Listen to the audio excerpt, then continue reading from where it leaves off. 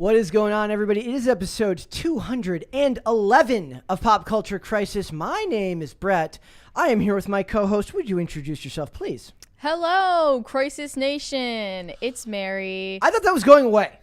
Crisis Nation? Crisis Actors. Okay, should I say, hello, Crisis World? Yes. It is Mary. Yes. Happy to be back with you. I hope you had a serviceable weekend, everyone. And we are back with the main ultra guest host. I just keep getting upgraded. How's it feel? I'm going to be like guest host supreme one day. That's what you will be. Damn. That's I'm You're working my way actually up. taken aback. I love it. To bring you just said something that was you said you wished everyone a serviceable weekend. I love that. Not a great one. You're just like, I hope it was okay. Yeah, I don't feel that strongly about it. Your name, sir? Oh, hey, everyone. Dane Fun here. And I don't know if you know this. I'm the marketing man extraordinaire and simultaneously the patron saint of White Boy Summer. Technically, summer is over. It ended like a week ago. So does that make you the patron saint of White Boy Fall? I never abandoned my role. You're holding on to it till next summer. It's White Boy Summer forever, bro. Not in these weather. Not in this area. It's going to actually be winter here. Not with that attitude. I think it's actually going to be Autistic Boy Autumn. Let's go. I'm down for that. I'm down. So we got a bunch of stuff to talk about today. We have a very, very dystopian topic that ties in with the retirement, or at least it's been reported as the retirement of James Earl Jones. The planned obsolescence of James Earl Jones. Feels that way. So we're going to get into that. We are going to talk about the government once again wasting money studying video games in a way that will result with no outcome. Nothing will change. It's going to be fantastic. But they're studying the radicalization of people in video games. Can you think of anything that is a bigger waste of your tax dollars? We'll get into it. After that, we're going to talk about the new Jeffrey Dahmer. It's not a documentary. It's an actual Netflix series, and it's mired in a little bit of controversy on two different fronts, both of which I found to be particularly interesting. So we will get into that. We've got Podluck. We got a bunch of other stuff. So if you guys are ready, we will just get right into it. Mary, are we ready? More than ready. Dane, are we ready? So ready. Let's do it. All right. So that was more excited than I meant it to. Whoa! So it says James. We're kind of getting silly today. We got it. James Earl Jones steps back from voicing Darth Vader, signs off on using archived recordings to recreate voice with AI. I used the most reasonable headline because a lot of them were far more dystopian sounding. Well, it is dystopian, and I think maybe more depressing that he signed off on it. But at least they wanted his permission, his blessing for it. At least they aren't just straight up stealing his voice and stealing his image the way that they deep-faked Carrie Fisher or the way that they are deep-faking other stars. I find it grotesque that they do that without even asking, or at the very least, without he's still compensation, alive. Without permission of any kind. I don't know if there was no compensation for Carrie Fisher's family. But that's for her estate, and I don't even think that that's fair because think about the way that they were using Chadwick Boseman's Twitter account to promote Black Panther. I forgot about that. It is a violation of someone's very conscience and identity. So it says James Earl Jones, who has voiced Darth Vader for nearly 50 years of the Star Wars films, seems to be stepping away from the role. According to Vanity Fair, the 91-year-old actor has signed off on archival footage voice recordings being used by young filmmakers who plan to utilize artificial intelligence, synthetic voice speech technology to recreate Jones' younger voice from his previous films for future Lucasfilms projects. So what I saw was it's owned by two groups. It's owned by Lucasfilm Ltd. and the company called Respeecher, which is a Ukrainian company, which is really funny. They snuck in virtue signals into this article. How so? Because they're it was before the attack on Ukraine. They hired this company, and now they worked through the okay. Yeah, they had to work that in there. So it says the company has enlisted the assistance of Respeecher, a Ukrainian startup that uses AI technology to craft new conversations from revitalized old recordings. Reese Beecher's relationship with Lucasfilm began with the Disney Plus series The Book of Boba Fett, for which they recreated the voice of young Luke Skywalker. The two also teamed together for the voice performance of Darth Vader on the series Obi-Wan Kenobi, which debuted on Disney Plus this summer. I am terrified that one day Disney's going to be marketing that, like, we're going to be 100 years in the future. Disney owns the world because they seem to be infallible no matter how much we say get woke, go broke. They don't ever seem to go broke. They seem to just be fine. And one day when they own the world and they're marketing like a bunch of meds that you don't know whether James Earl Jones, imagine they're like, get your gender affirming care from Disney, and it'll be James Earl Jones' voice speaking it. Because they want to own his personhood, not just the sound of his voice. Yes. I think that's really... His voice is tied to his personhood. What this it's threatens. Very distinct. Yeah, and weirdly enough, I actually saw the YouTuber Shane Dawson try out this Reese Beecher tool on his YouTube channel like a couple of years ago on his own voice, and it recreated sentences in his voice with very little sample from him speaking to it. The technology is shockingly developed already. I'm sure it's gotten better since then even. Noted and fun.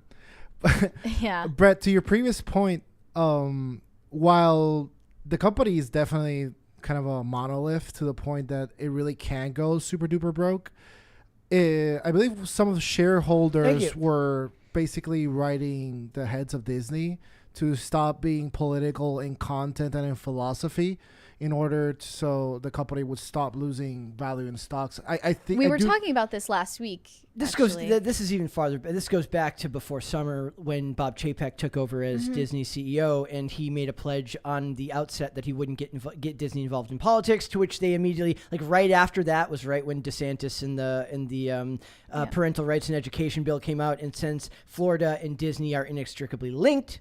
Right? So through the theme park, I always forget, is that Disney World or is that Disneyland? I don't remember which one. Who knows? But the point is that they had to get involved in politics because they basically they're not allowed to not be anymore. And this is Bob Iger's fault for doing it in the first place because he wanted to run for president. You can't unring that bell. I don't believe. So the politics aren't the most interesting part of this. The most interesting part of this story, particular to me, is what they will do with his voice. What will Darth Vader be voicing 50 years from now? Society will be in a completely different place 50 years from now. Does this mean that he has completely sold the rights to what they can say in his voice? Because that sounds like a great way to they won't be defame able to, somebody. They won't. How would he do? How legally through contract would he be able to say you can say this or that? But in 50 years, what is acceptable in society might be so outlandish that he wouldn't even have thought to have that written up into a contract. That's so terrifying. And number one thing, that's why they write these contracts in a way that almost seems open to the possibility of like different technologies that don't exist yet. So like people extending their lives beyond what we think is a normal lifespan today.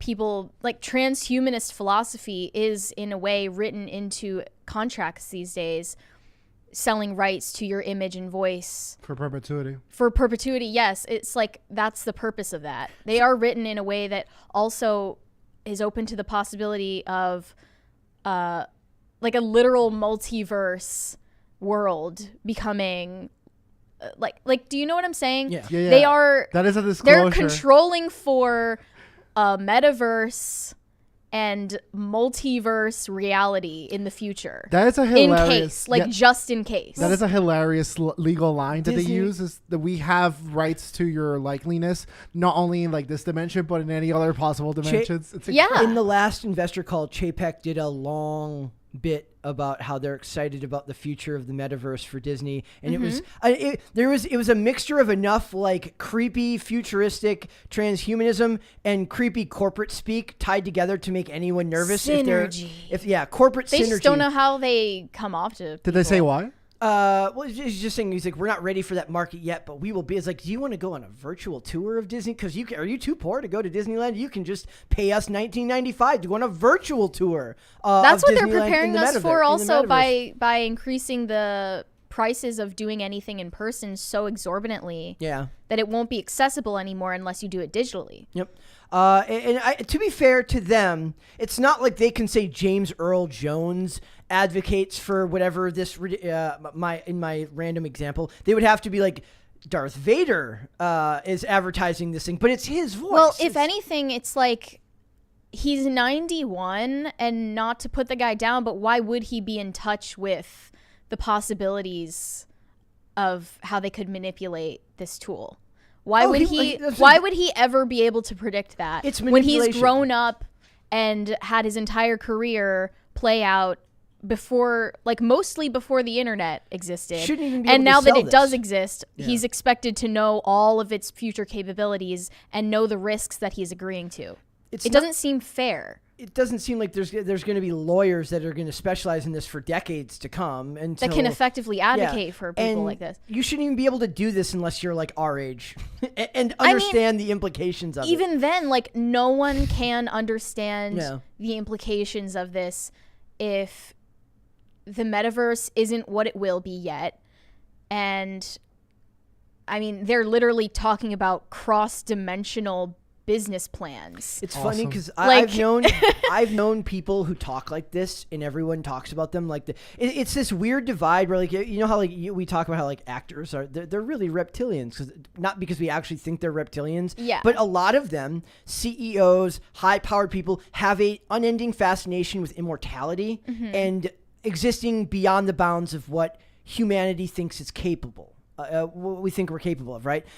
Because with that amount of success, once you've reached that level of fame, fortune, and you've done that much in your life that's gone right, you start to think in a way that's like, am I more than a mere mortal? At least in concept, in ideas, am I more than a human being? So it's not like this is new to this level of person in the world, right? Like a CEO, a Fortune 500 company employee who's at the executive level, they would be obsessed with this type of stuff. And Disney, as a profit-seeking entity, is really looking at it through the means of how are we going to stay relevant for the next 100 years as technology changes so rapidly. Well, sorry to harken it back to the legal lines, but I just think that's the most interesting part, the disclosures.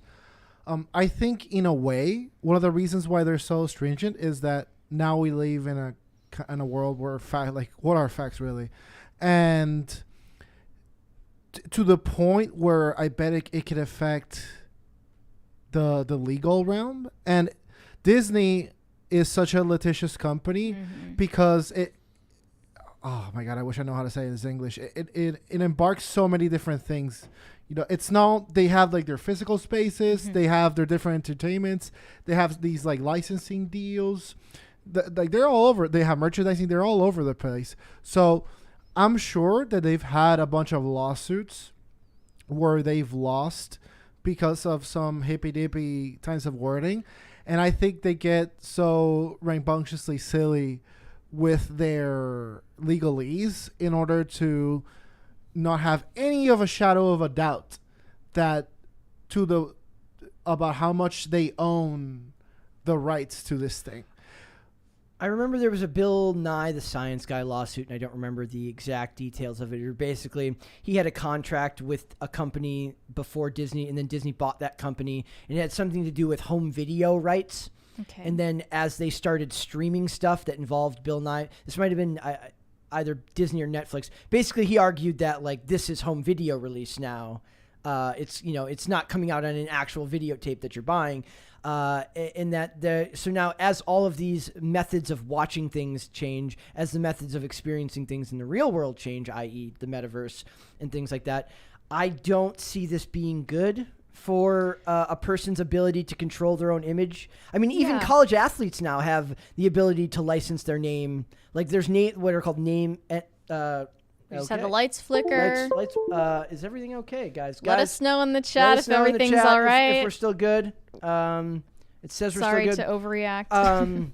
But like they have name, image, likeness deals where you can basically make money off your own name now. So everything is a product, right? So James Earl Jones, his voice is synonymous with who he is. Right. I don't see it ending well. There's going to be something that they're going to use Darth Vader to advertise in the next 50 years that he might not have, wanted to do. insanely unethical. And I think you framed this as like Disney is looking for how to stay relevant in the next century or two, and they don't want to become obsolete.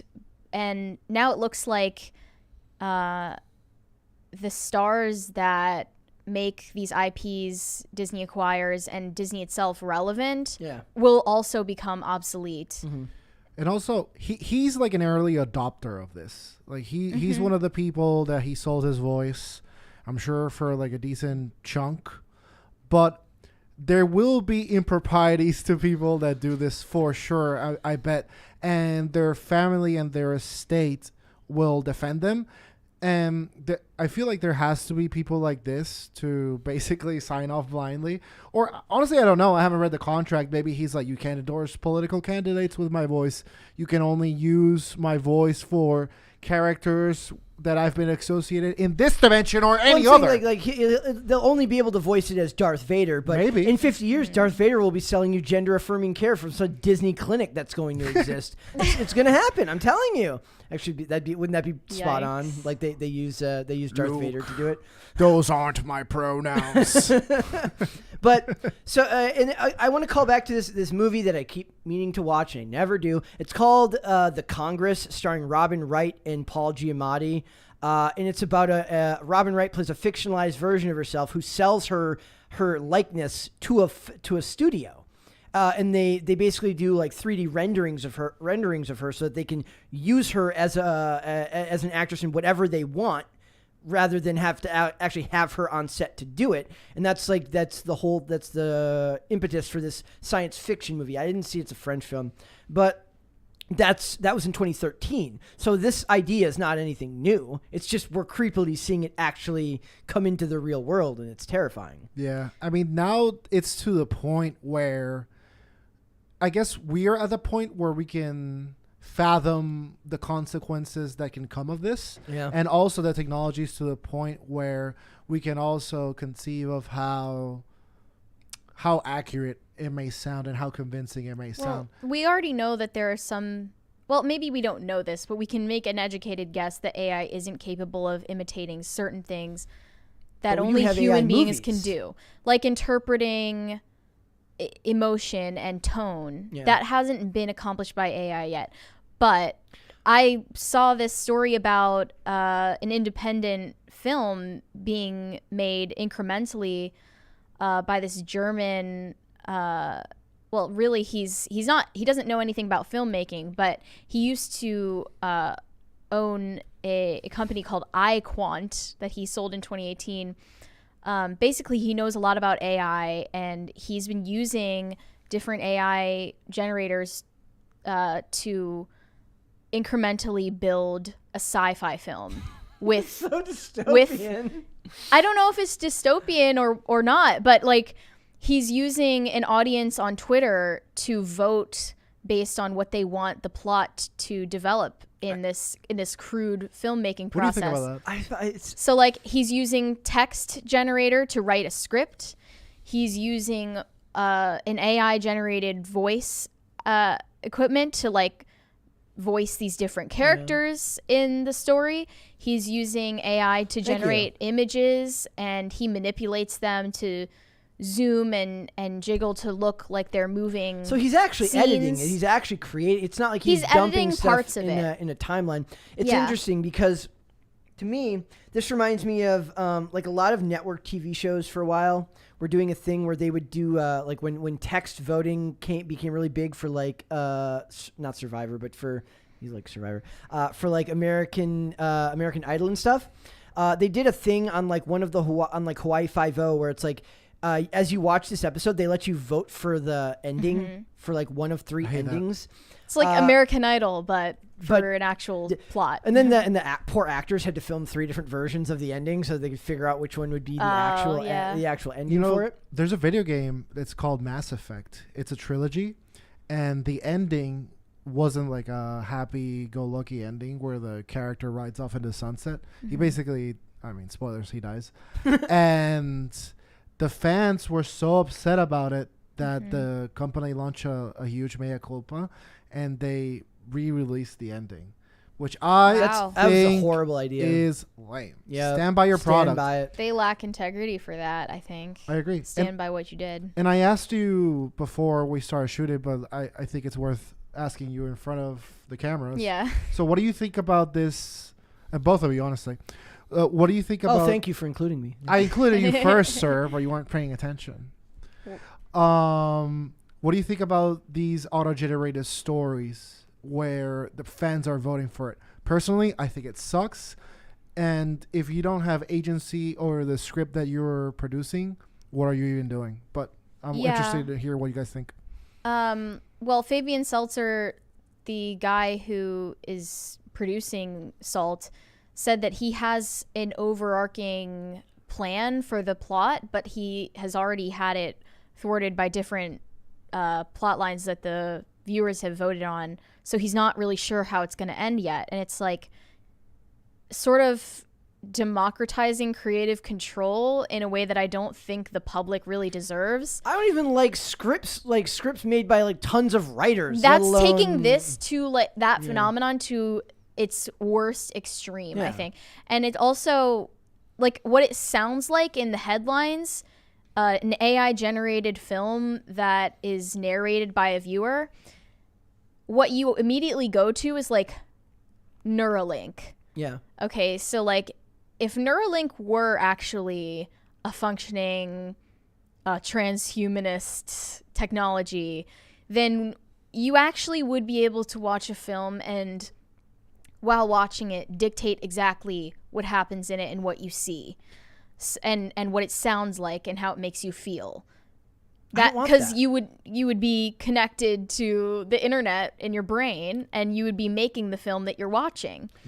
And that's extremely dystopian, like we said. But this is the very crude beginning of that becoming a reality. I don't know if it could, but that's what it sounds like. The thing that I love about filmmaking is the trial and error. Like for every 5 bad movies, you get one really good one. And the beauty of that is that you saw a lot of trial and error have to go in to make something and that's kind of almost uniquely human in a sense that to try and to fail at an artistic endeavor. I mean, is art really something outside of humanity at this point? Like, do you see art anywhere else with any other species other than humans? It's uniquely human to try to do something artistic and fail at it. But the question now is, can we mix human creativity with AI technology effectively to make something that is just as good or at least mediocre as what we had before? I get really iffy. Like when we were reading the stuff about the CEO who was talking about making AI generated art. I get real iffy about that because it's not that I don't think that a CEO or somebody in the sciences can't be an artist. Mm-hmm. It's that I worry that they're not understanding the purpose of it when it's at that scale, right? Yeah. So I don't know if I want to see that. I like the human element of it, of an individual trying to create something within at the very least in film, within a coalition of people. But that's people you're working with. It's even a lot of people who are working nowadays who are working remote. Like maybe they're doing animation for a film and they're not working on set, or there's people that aren't working on set. It's a different process for the people actually working on the set of a film as opposed to the people who work remotely, right? So these are all vastly different ways to experience art, but it's still human. Have you guys heard of Twitch Plays Pokemon? No. Mm-hmm. Oh, wow. This is a perfect parallel. And you guys host a pop culture no, podcast? I didn't mean it that way. So, but I think you think it's a very interesting social experiment. So Twitch Plays Pokemon is a Twitch channel where you put in chat the inputs that you want to happen in the game. And so let's say the chat is just full of us three. Brett writes down, I write down, Mary presses A. So the character on the screen is going to go down, down, and then the A button command is going to happen. And so the point of this was, can chat, thousands upon thousands of people, beat the game? Okay. And so, spoilers, they did. But originally, they got stuck in... I mean, it took forever in the beginning because obviously some people would give contrary directions to meme, and it got to a part where it was a puzzle where you had to move in certain directions. Even crowdsourcing it outwards means that you're not guaranteeing that the people that you're getting the opinions of actually are going to care about what you're making. Correct. Right? So that bothers me. Like it's like whenever these like a school or something says, let's leave it up to our viewers on Facebook what we name this thing, and inevitably the internet gives it some awful name because they don't take it as seriously as you do. I don't like that. Snot Wars 2 or Electric Boogaloo. But Yeah, when exactly. these tech professionals are talking about AI generating films, they're talking about it in terms of time optimization and cost effectiveness, because that's their wheelhouse. That's what they consider important, and not what makes it the most beautiful. So they said, we can make it cheaper and faster to produce films, which today can involve hundreds of people, take several years, and cost millions of dollars. Why is it a problem, though, that it would take that long and take that much money and cooperation among hundreds of people? Is that a bad thing? I think because these companies only care about their bottom line and stakeholder revenue.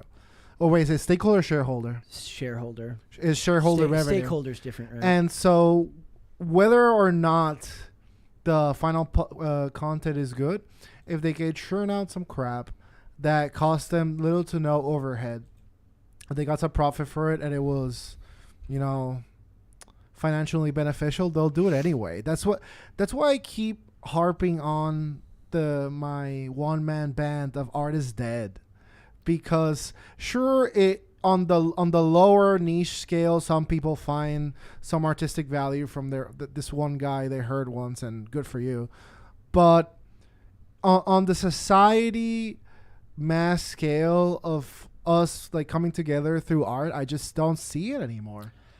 I think that I disagree that Art is Dead, but mainly because I put more value on the individual, seeing the one artist they saw that one time. That to me is more of what art is than the corporatized version that we see now, though you're not wrong that that's the more prevalent form of art now. But to me, the scary part about it, what you said earlier, is that it's a constant battle between creatives who just want to make something beautiful and financiers and executives who want to make something that will sell for the cheapest amount of money. And that battle, which is eternal in that industry and goes on forever. It's why I harp on the people who always talk about how their profession is so important and they're artists. I'm like, you're corporate artists, but you're still artists, I suppose. But I understand the beauty of that struggle, right? So the idea of making it about optimization and about making it about and really making it utilitarian doesn't sit right with me.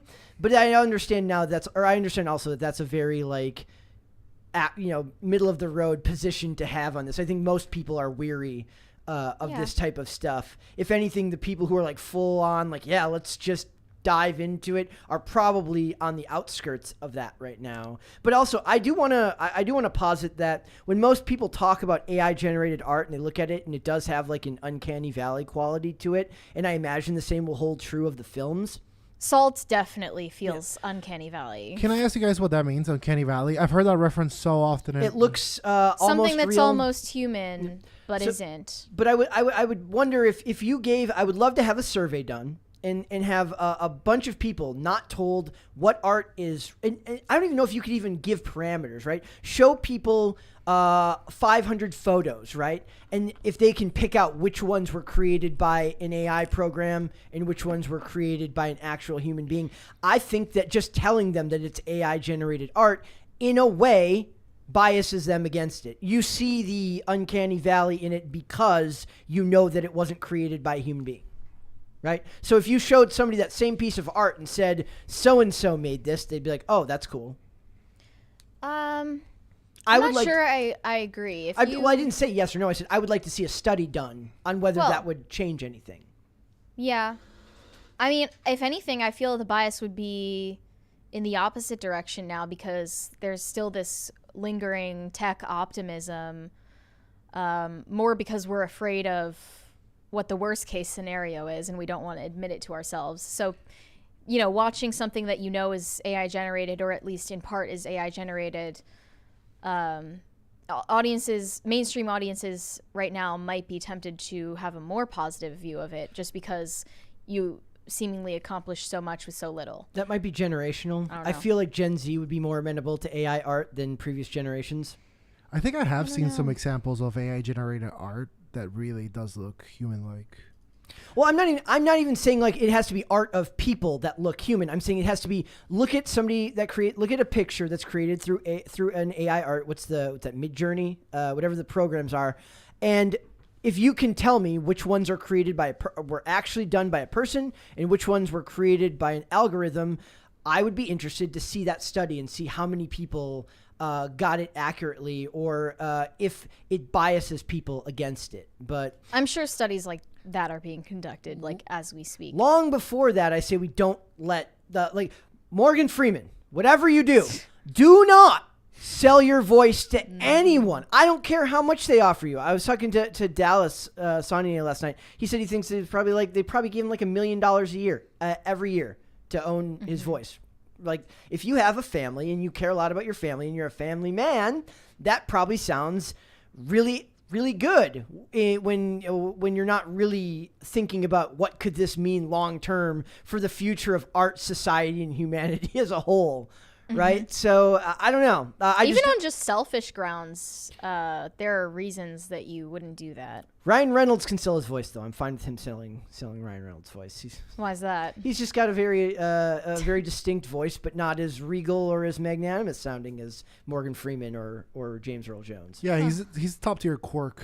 He's very quirky. Good old quirky lad. Well, kind of like, okay. This one might speak to you, or anybody who's watched movies. You've heard somebody grunt in a movie when they get hit. It's the same grunt every time because it's a sound effect. Ugh! Like, it's the same sound effect every time, except for in the future, it's gonna be like you're gonna want to have a character in your movie that's gonna be called Annoying Guy, and it's just gonna be Ryan Reynolds' voice for all of them because he will be forever known as Annoying Guy. Is he annoying? I think he's awesome. I think he's annoying. I'm not saying he is or isn't. I'm saying that his voice will put him in that category when he is no longer there to be the face to go with the voice. Classic, right? Mary Morgan. Why is he annoying, Mary? I don't know. I don't like someone who pretends to be quirky.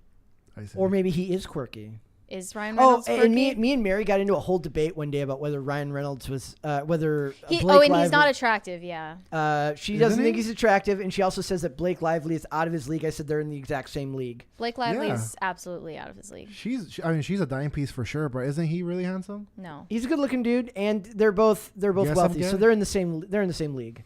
No, just wrong. Let's go to Super Chats. Who is on his league? I don't know. Dane Font is. Yes. Base. Waffle Sensei said, "Where's the beanie? Mary Targaryen, mother of teddy bears, breaker of promises." I'm sorry, I forgot again. One of these days. It's fall now, though. One of these days, it'll make more sense. Why you gotta wear a beanie? They just want me to wear a beanie now. I see. I don't know why, but I promised I would do it. Clint Torres said, "In regards to Thursday's topic of who would play y'all in a movie, I've always got a Christian Slater vibe from Brett. Yes! I don't care if he's old. CGI him young, like Brad Pitt in The Curious Case of Benjamin Button." I'm kind of for that, Brett? I'm kind of here for it. Okay. Or Jason Priestley, one of the two. They're both 90210. You've guys, definitely right? thought about this. Jason who? Priestley. Charles Fritz said, "Do you think Disney will permanently vault the old animated films and only make the newer live versions available? Also, Jones will be their AI voice." I think only Will Smith can convey me.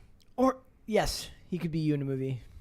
That's the thing. I don't know if Jones is required to only play Vader, or if they can just use his voice at entering at Disney parks. And what are the terms? Like that's terrifying. I don't think they're going to vault the old films, though. You don't? Because people like them too much. Oh, I think maybe they'll be forgotten eventually. I mean, people love Song of the South. I would love a return to 2D animation instead of this whatever we're looking at now. It's happening in video games. Okay. 2D sprites, really aesthetic looking 2D sprites with kind of like 3D effects. It's like a subgenre that's returning to video games to massive success. Okay. Like people are enjoying the retro aspect, and if it works well there, I'm sure. Which ones? So the role playing games of old used to have 2D sprites, and so the company that one of the most successful companies for role playing games, Square Enix, the one that creates the Final Fantasy game series I like, they're keeping the mainline franchise and the whole 3D action graphics and style, but they're making new types of games with 2D sprites. Okay. Caper 2X. I want to go back. Yeah, I don't believe that they will vault the animated versions of the most popular ones. No. But I think they will fall out of relevance. As new generations comes, there's going to be some psychopath one day that likes the live action Lion King movie, even though it's objectively terrifying. Because he grew up with it. Because he grew up with it, and then and he'll be like, "Why are those animated lions making all those funny faces?" Like, no. It's going to be terrifying. The generation under you is going to be absolutely terrifying. But I feel like children fundamentally understand things unencumbered by what the tastes of adults around them, and like what they're told that they're supposed to like. That's why the smart children adults, are too honest to like live action Lion King. The smart adults aren't showing their kids the live action Lion King. True. They're showing them the old one, and the old Aladdin, and the old whatever one. Really, you shouldn't be showing them any of it because F Disney. Well, I mean, if you can get it from a thrift store, or and you teach your kid how to use a VCR and be kind, please rewind. Work for it. Work for it. Yeah, exactly. Caper2X said, Brett, the future Mrs. Dasovic, went with Michael Knowles in a limo on a quest for the best pumpkin spice coffee in Nashville. Would you drag non-Beanie Mary in a similar pursuit despite the potential of caffeine overdose? Pumpkin spice lattes are like 1% coffee, so I wouldn't be too worried about caffeine overdose. We would have to get a limo, so we'd have to hire a limousine. Yeah. Dane can be the driver. We put the little hat on Dane. Well, it would be more brand friendly for like a party bus to take us in a limo, right? And then I don't know if maybe we could do something more relevant to this area that's not pumpkin spice lattes. Yeah, what would it be? Is there anything unique to this area that I would say alcohol, but you don't drink. I can't drink. Yeah. We'd have to think of it. I did talk to Hannah Claire. We do want to go to a hockey game this year. Go see I've never been to one. I'd love to go. You should. We want everyone here to go to a hockey game this year. I don't know if they want to go see like Washington, but there's some minor league teams around here too. So it's always fun. Hockey's fun to see live. My college for my master's degree, I think they were the national champions, and I never saw a game. Hockey's fantastic. Also, I don't think Mary would overdose on caffeine. That's literally impossible. I just want them to fight. How often do they fight in the games? I don't know how. I mean, I love the fact that hockey is the only sport where you're literally just allowed to fight. Hell yeah, dude. That's the best part of it. But they're also the most jovial of all the pro athletes. I would contend that hockey players are the least stuck up and the least conceited because they don't make the same amount of money as a lot of those other athletes do. But I love that they just get to just fight. Dude, because I only played up through high school. You weren't allowed to fight, but I mean that's the best part. Funny. Yeah. Clint said it feels like we're getting closer and closer to that Al Pacino movie Simone every day. I never saw it. Never saw that either. I never saw it. I did, however, this weekend I watched a bunch of reruns of Without a Trace, which is this really like 90s, it's like early 2000s-esque, what's the term for it? Like Law and Order type show. And it's really funny how dark, how they talk about everything's dark, gritty, and realistic now. This is a total aside, by the way. But I was thinking about how even back then on network TV, it was so much more real than anything you see now. Like the way they acted like actual people. Like whenever I see people in these shows act, it feels like acting or overacting. Scripts have degraded. Yes. There's so much. Like there's a lot of characters that say awful stuff to one another that just feels like people who are actual flawed people at work who complain. It's really weird how now good guys are no longer allowed to really have those types of flaws. It makes them inherently bad to the writers of the new generation. But it is very fascinating how much writing has has kind of degraded. That's a total aside from that movie, but I was thinking about it this weekend. I think writing has degraded because to be a good writer, you have to be a good reader, and I feel schools. Yes. What I was pointing out to somebody is like art, like media and movies that were made back in the day were made by readers who learned to write. So they were people who read and wrote scripts as if they were reading. Now people write scripts that they didn't grow up reading, they grew up watching. Right. So they don't have the same literary ability that old school writers did. Yeah, you have to get used. So you have to read in order to understand how the greats, how they use pacing, how they use word choice, how many pages or stanzas or sentences they leave in between rising and falling action. And although I am a big advocate that reading is overrated in terms of information consumption overall, however, I do think it's incredibly useful if you're a freaking writer, Yep. Charles Fritz said Rob Schneider made a choose-your-own-adventure game called A Fork in the Tail. That was pretty damn good. Rob Schneider's based. Very based. So in a game, it's favorable to you, but not in a film. I had choose your own adventure books. Even that was I didn't like. I want to be along for the ride for a piece of art that somebody else created. If I wanted to create my own story, I would create my own story. But that's just me. And also, usually choose your own adventures in games. I'm sorry for being the semantic nerd. You get one of 2 or 3 options, and then you can kind of create a save, go back if you didn't like the option, and play the other one. And they're like prefixed. My issue with this one in particular is that the whole thing is just like a big cop out, Yeah. Like, I had this idea in mind, but Chet now wants to do it about Lizzo and her eating Burger King Whoppers, and it's like he wanted. I don't know. I'm feeling. If we made Pop Culture Crisis audience generated. That would be incredible. That would be Emmy Award nominated. By the way, guys, this weekend I saw some of you joined Bum163. The gaming stream, and everyone started a discussion about French toast, waffles, and pancakes. Boom. And it completely overtook the chat. Like completely. As it should. As it should. The conversation that shall unite us. Yes.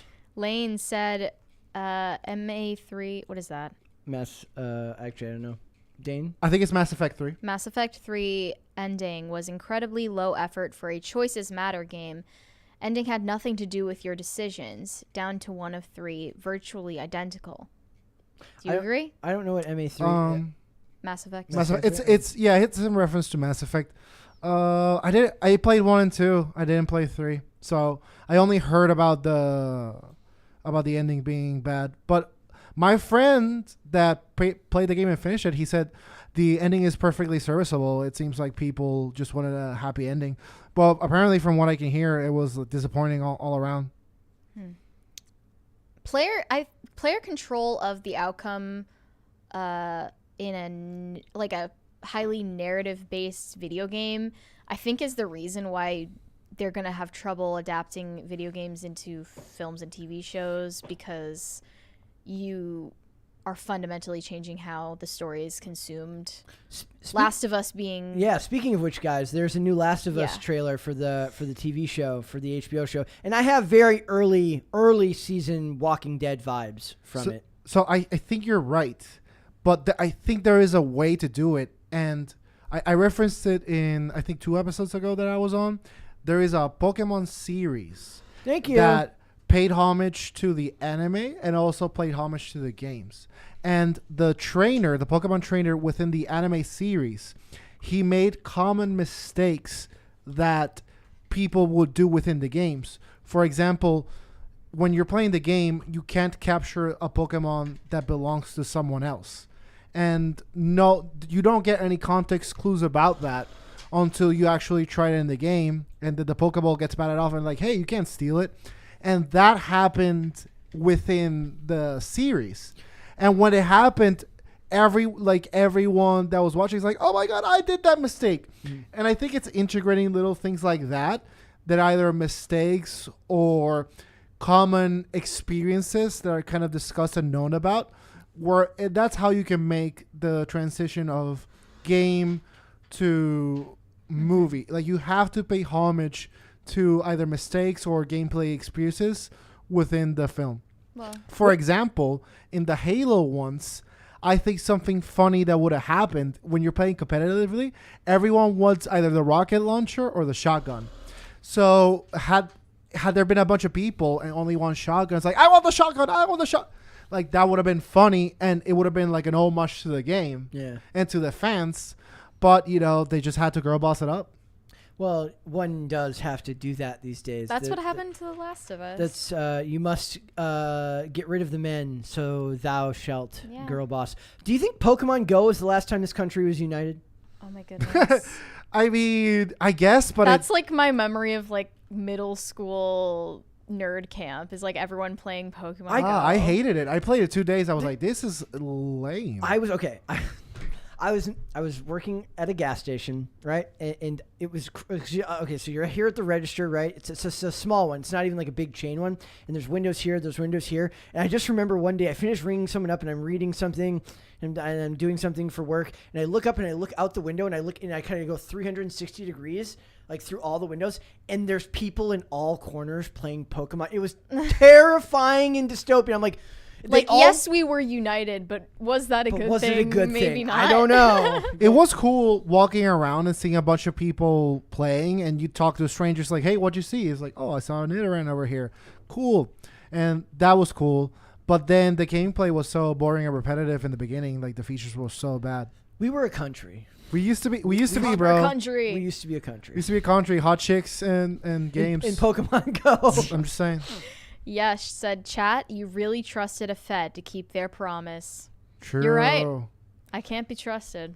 That's, I mean, I had the theory the other day that maybe me and Mary are both feds, but we work for different agencies. Like, maybe she's an FBI agent and I work for a particularly egregious one, like the ATF or the IRS. I believe the IRS does have an enforcement division, so I could be here. That's why you're always talking about tax heroes. I'm actually, it's reverse psychology. I'm like, it's like admit nothing, deny everything, make counter accusations. That's me. I'm like, yeah. Oh yeah, tax is bad. Bad. Well, I just want to say two things. You both are my favorite feds, and I'll spill the beans about everything. I'm truly touched. He's like, I want a plea deal. I'll hand in anyone in this company. They are dead to me. Perfect. We've got our guy. Yay. 1,000 Foot Deep End said, I approve of Jason Priestley playing Brett. Also, fun fact, Jason Priestley once punched Harvey Weinstein in the face. Right in the face. Based. Okay, there's a really funny, I don't know if I've told this story before. There's a show called Mysteries of Laura. Right? And it was it was based on like I believe it was a Spanish show of the same name. And it was like Deborah Messing, who's nuts. Deborah Messing's always been nuts. But there's this really funny episode where they're like dealing with this kid who's like, he's like filming fight clubs and stuff like that. And the kid's like, I was in film school and Harvey Weinstein came to speak to our class one day and said, you never get anywhere in film if you take no for an answer. And like literally the next year was when everything came out. So it was like it aged horribly in less than a year. Clint Torosaurus Tex. Sorry. I can't believe you got that right on the first try. Queen. Be kind, please rewind is a bit antiquated. Let's start be smart, return your cart. Be smart, return your cart, Mary. No. I will be stupid and not return it. I love the fact that you just simply don't want to do it. Yeah. I will not leave it in the lot. I'm not going to do it. By the way, she could just as easily be like, guys, this weekend I returned the cart. Like, no, it's funnier if she actually does. It's funnier if she actually does put it back, but she's just doing this. If I'm just totally lying. She's just being contrary. Yeah. I don't know why. It's not even that inconvenient. Like they've put like some midpoints where you can drop your shopping cart by Mary Morgan, man. Nope. Bobcat said Texas toast is neither toast nor is it from Texas. It's just bread that's living a lie. I thought it was at least toast. I love that. My friend sent me a meme this week. It was like people arguing about who the best state is, and one of them is like, sounds like a bunch of states that don't have their own toast named after them. Thoughts on beans on toast? Gross. By the way, I love this. Isn't a super chat, but I love it. Dane, I love your laziness and entitlement. I love your laziness and entitlement. Wow. Too. I love chili with like toast. Okay, that's close. No, Close bro. But then there are a lot of people who have a problem with putting beans in chili. They Doesn't say matter. that should be in chili, which is absurd to me. Absurd. We used to live in a country where toast was for jam and butter, and we So should true. return. So freaking true. Why do British people still eat like it's World War II?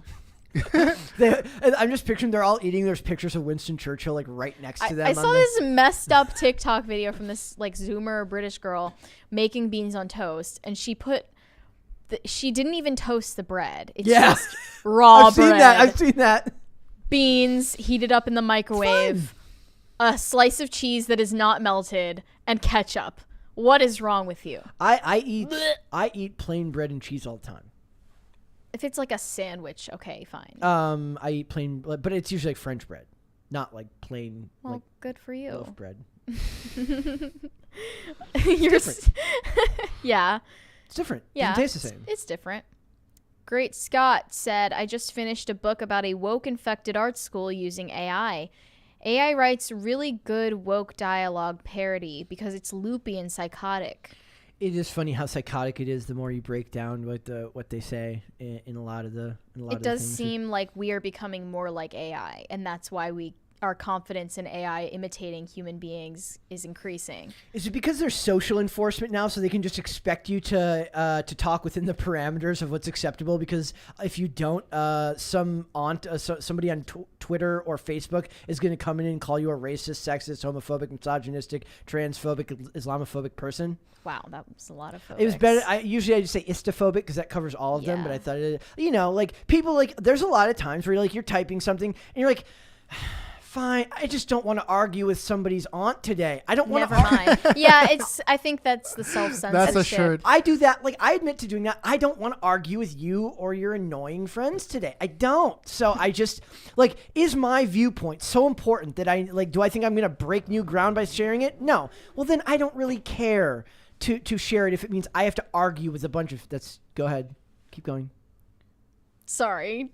Dane is stripping for the super chatters. I was like, what? The way he unzipped was too erotic. Unzipping your Patagonia. Am I? If you had just unzipped the jacket regularly, I wouldn't have paid attention. But you literally did it like you were in the movie Showgirls. I was trying to do it. You might as well have like Velcro attached clothes and just like Chippendales rip off. I was trying to do the exact opposite. Mr. President. Mr. Anyways, Onwards. Hobbit said Mass Effect 3 is an amazing game with a disappointing end. Okay, is it Mass Effect or Mass Effect? Mass Effect. Effect. Yes. But okay. with an E? The other person said it with an A. Oh, okay. Alex Making Beds said, "Hey Brett, started rewatching Boston Legal after years thanks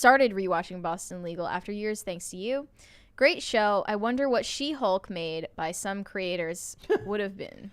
Thank you. Same Thank you creators. guys. And yes, if they Thank had gotten David E. Kelly to write the law scenes in that show, he did Ally McBeal, he did that, he did The Practice, the show had a chance. Instead, literally this weekend, I was like, we were out, we went to eat, and the level of disgust in Tim's voice about She-Hulk was palpable. Like, He's watching it? he's still watching it. Jeez. Like, imagine being that much of a glutton for punishment, right? Yeah, that's why he watched Miss Marvel. Yeah. I don't know. He's got a I'm real not that type of person. civil war. Yeah, with like, She-Hulk. Yeah, he is. He's got his own thing going. So, like, if they had gotten David E. Kelly to write it, it would have been good. But that David E. Kelly wouldn't have written a feminist. There is a lot of like really funny like sexualization of women in that show, but it's like through the Boston lens, Legal? through the lens of like women in the law firm that know that they are attractive, that can use it to their advantage, and they're not treated like victims. They're treated Which is like, more accurate to the real world. Yes, exactly. So there's an actress in that show named Rona Mitra,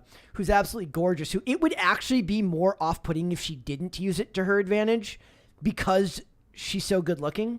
But that show is a fantastic example that you can write Democrat, and they actually acknowledge him as like the two main characters. William Shatner's character is very much a Republican, and James Spader's character is very much a Democrat, and they're best friends, and it's the best part of that show. Like, it's great. Everyone should be watching Boston Legal. can't be replicated. No, you literally couldn't in the age we live in now. Like they make a funny joke about how like he worships Fox News, and it's really funny, and it's done in like when James Spader makes the joke, it's not seen as mean-spirited.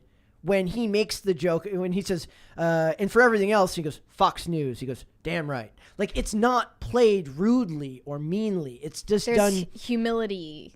And a level of connection between the two characters that they wouldn't be allowed to show today because they've been telling people for the last 10 years that all Republicans are alt-right Yahtzees. And, problems I may have with the Republican Party are many, but it's just, I would rather be able to see TV that can actually do it without it being a partisan line. The best parody comes from love? Yes. Rascal King said first ever hockey game had a fight that cleared both benches. The Rascal King was hooked. Go DU? What is that? Oh, that's my university. University of Denver. Oh, How'd you okay. know that? The first time we ever went to a minor league game, this is a fun story. The Minnesota Moose. I do wear a Minnesota Moose hat sometimes. Hey, it's great. Hockey puck inches from my mom's face, and my dad just catches it. Oh, nice. 9 months later, you were born? I was there at the game, so no. But yes, basically that idea, right? I was like, now I'm like, maybe I can take a girl to a hockey game and just like every day. You'll never be able to match that. Yeah. I just want them to fight. Bobcat said, Brett, if she's a 10 and you're a 2, she isn't a Fed. She's James O'Keefe. So we know at least one person on this show is a real journalist. It's Dane. Maybe I'm just really taken in by James O'Keefe singing. Maybe I just really like that song. He's Oligarchy. A pop sensation. He is. He wants to be on Broadway. I think it's so adorable how much he loves to dance. He does. He loves it. What a guy. He's like, I don't get to be on Broadway, but I think I'll just save democracy then as a side job. That's like his side quest. Yeah. Is to like save the world from crappy journalists. He just wants to dance. Ben Ryder said, I play Pokemon Go while going for a walk and watching you guys after I'm done with work every day. It's still fun to play. I just never understood the appeal of it. I tried to like it. I don't know. DC said, slips single dollars in Dane's jacket collar. See? Yeah. There you go. Vensangray said, Mass Effect 1, your choices matter. Mass Effect 2, even more your choices matter. Mass Effect 3, 2 endings, good or bad. Yeah, that's what it sounds like. All right, we're running behind today, guys, but we're going to move on to topic 2. We were or we're ahead. Depends on how you look at it. We thought we would be more. There's a lot of frivolity today, so I love it. Would you say frivolous? Because frivolity doesn't feel like the same as frivolous, but they are. They are the same. Yeah, I know, but it doesn't feel like we're being frivolous. Doesn't sound the same as like we're engaging in frivolity. Sounds way different, does it not? Does it not? Does it not? All right, guys. Cheerio. By Jove. Radicalization in video games. By Jove. Go ahead. Keep the intro going. Okay. The Department of Homeland Security. No, I don't know what I'm doing now. The U.S. Department of Homeland Security will spend $700,000 to investigate radicalization in video games. No? By Jove. Crikey. Steam is harboring lots of incels there on the internet. Take that, you incel. Why are we doing this? I have no idea. I'm sorry. So, yes, the Department of Homeland Security says, you know what? We haven't wasted enough of your tax dollars this year. The Fed is like, take that, you incels. That's exactly what they're saying. They're like, you're complaining about sending money to Ukraine. Well, bam! Take that. Fork it over. So it says the United States Department of Homeland Security has awarded a nearly $700,000 grant to terrorism and security researchers to investigate radicalization through video games. I'm going to get to this one paragraph that is absolutely terrifying. Go off. Like 9/11, like Patriot Act levels terrifying in the way they phrase it. In the way they phrase it. More people fly than play video games, I think. As reported by Vice, the funds are headed to Middlebury Institute's Center on Terrorism and Extremism and Counterterrorism, the nonprofit organization Take This, and a company looking to curb toxic online behavior called Logically. Over the past decade, video games have increasingly become focal points of social activity and identity creation for adolescents and young adults. Relationships made and fostered within video game ecosystems routinely cross over into the real world and are impactful parts of our local communities, the grant announcement on the DHS website said. Correspondingly, extremists have used video games and targeted video game communities for activities ranging from propaganda creation to terrorist mobilization and training. To which I say, source, please. And then it says one of the goals. This is the truly terrifying part. It says one of the goals of this new project is to develop a set of best practices and centralized resources for monitoring and evaluation of extremist activities, as well as a series of training workshops for monitoring, detection, and prevention of extremist exploitation in video game spaces for community managers, multiplayer designers, lore developers, mechanics designers, and trust and safety personnel. They want to create... it's the Patriot Act all over again. For gamers. Well, they're also using a scare tactic against game developers, saying that they have fallen short of their responsibility. Your ESG score is about to plummet if you do not give us access to your data so that we can call half of your user base alt-right extremist Yahtzees. They said the game developers, from small independent studios to billion-dollar multinational corporations, have lagged in awareness of how extremists may attempt to exploit their games and how their communities can be targeted for radicalization. We used to live in a country. Why is it the game developers' fault or responsibility It's not. to... I don't really know what they're implying. Mary, people who also start these groups use phones. And don't you know that if you have a phone, it is your phone provider's job. Oh, wait, no, they can't do that. Right. The thing is, it's incredible how we're in the year 2022 and young men are so insanely misunderstood to this day. It's incredible. I don't know how these people don't get yet that when guys are playing games and they're just getting jakey with the boys, they are just blowing off steam and trying to be edgy and funny. It's the same thing when you play sports. Remember the thing about locker room talk? That's a real thing. Like when people complain about like Donald Trump and his comments about grab them by the you-know-what, that's a real thing. People... being inside a male sports locker room is like that. They talk in a way that they would not talk in polite society. It's part of the culture. It's part of the camaraderie of the group. And usually that chat, those conversations shouldn't leave that room because it's understood that it's part of the social makeup of that group. Right? Yeah, and it's performative, over exaggerated. Yes. And almost theatrical. Yeah. Like, it's not to be taken literally. No, it's not. The fundamental issue I'm seeing, and like, correct me if you disagree, I'm seeing the same reason that maybe young men feel isolated enough where they need to seek parasocial relationships in a video game subculture. Though that is prompted by the same social factors that put them at risk to commit violence. So why is it that you're seeing a symptom as the cause? What would you say the cause is? Like seeking parasocial relationships and at the expense of genuine, like, real life relationships. That's what I'm talking about. Not just in conjunction with, but instead of. That's a symptom of the same isolation that puts some, like, small fraction of young men at risk to actually commit violent acts. You're pointing at a symptom of one issue and saying that it's the cause of another. Well, that's the government in a nutshell.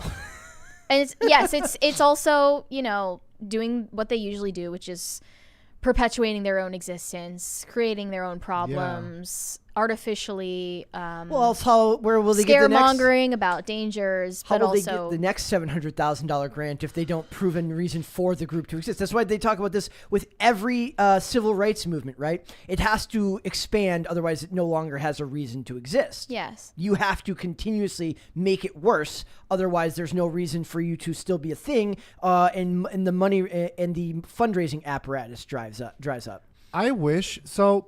It's obvious and transparent that that's the reason that, they just have to create jobs no matter the cost. Remember when, was it Sarkeesian that spoke to the UN?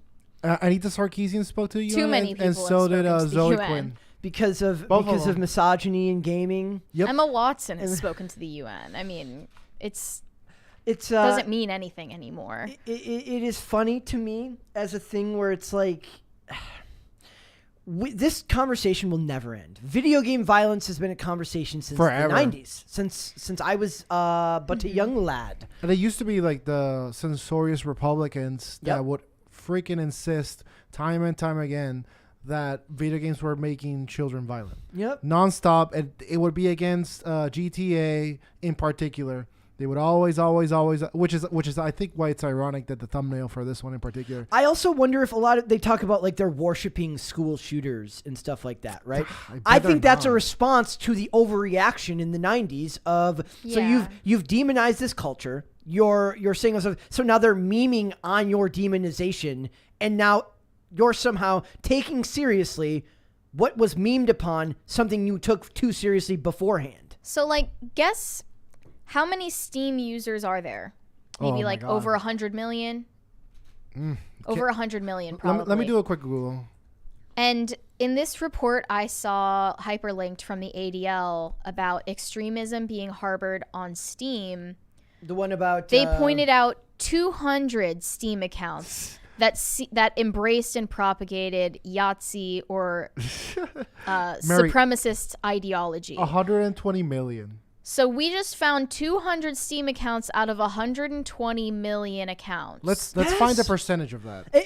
And we're saying that Steam has liability for that? It's kind of the Excuse same thing that when me and you talk about how these companies, they never understand scale. So they make something 12 psychos. Because they're boomers. They don't understand what the internet is. 12 mentally ill psychos on Twitter, half of which could be bots, say, I was offended by this. And they're like, oh my God, I just got 12 emails in a row. This must be unbelievably offensive. We better change it. When realistically, what we know is they should do is say F off.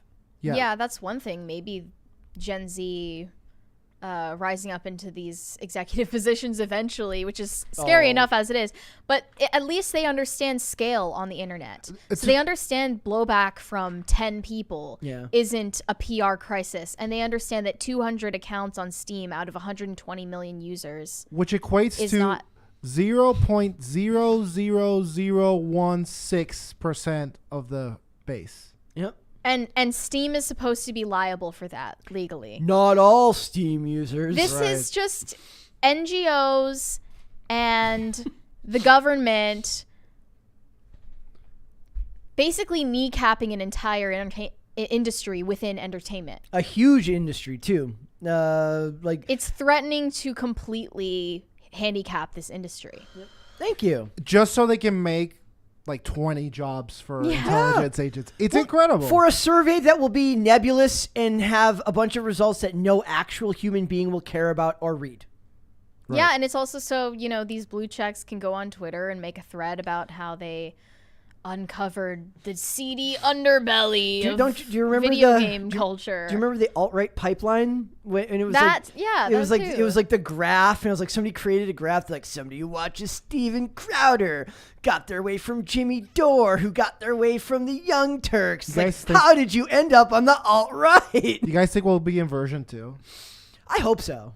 I hope I get to be. I would consider. Yeah, if I get to repost an article like, "Hey, look, Mom, I made it."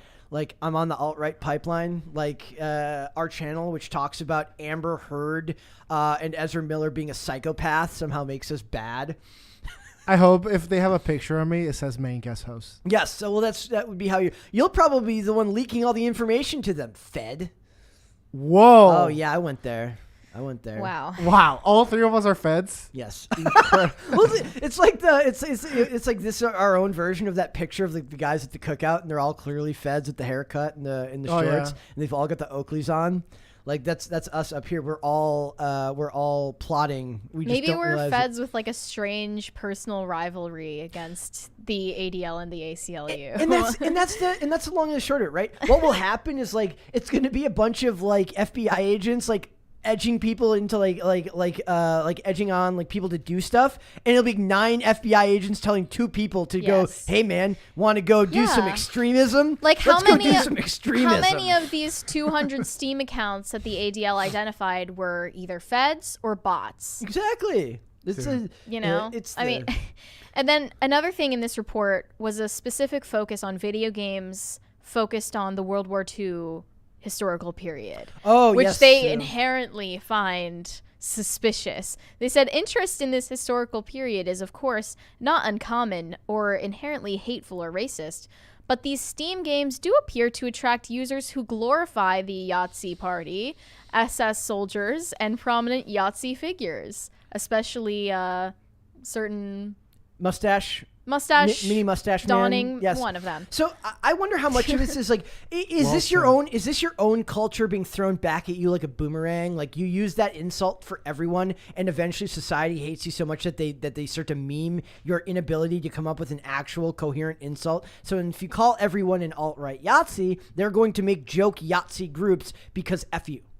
Right? Like they're sick of being called that, so they wear it as a badge of honor because they know they're not.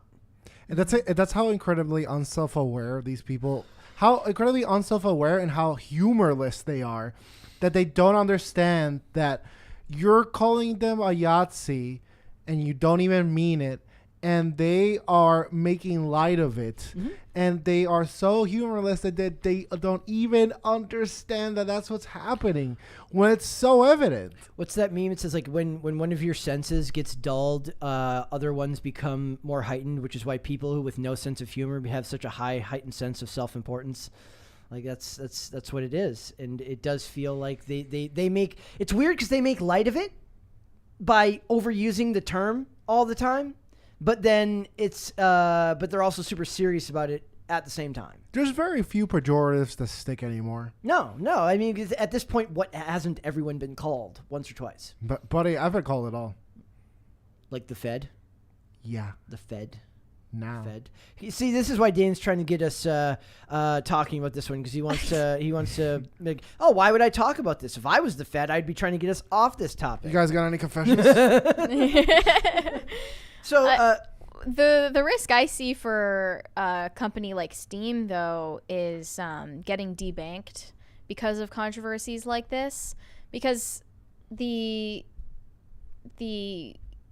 companies that do I don't have the vocabulary for it, but like the companies that allow a multi-billion-dollar company like Steam to exist and do transactions have their own PR to worry about, like the and payment their processors? own reputation. Yes, payment processors. So like your Stripe and banks. Yeah, they have their own reputations to worry about too. And that's been going on now too. We've seen more of that lately. Where Gavin McInnes gets his entire bank account frozen, right?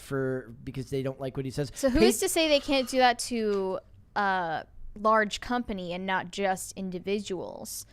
Patreon does that to individuals all the time. Why couldn't they do it to a large scale company? I guess the idea is that capitalism's king. So like, yeah, sure, they don't want you to host these things, but we really want your money too. So I don't know. That's hard to say, but it does feel like that's a very, very slippery slope.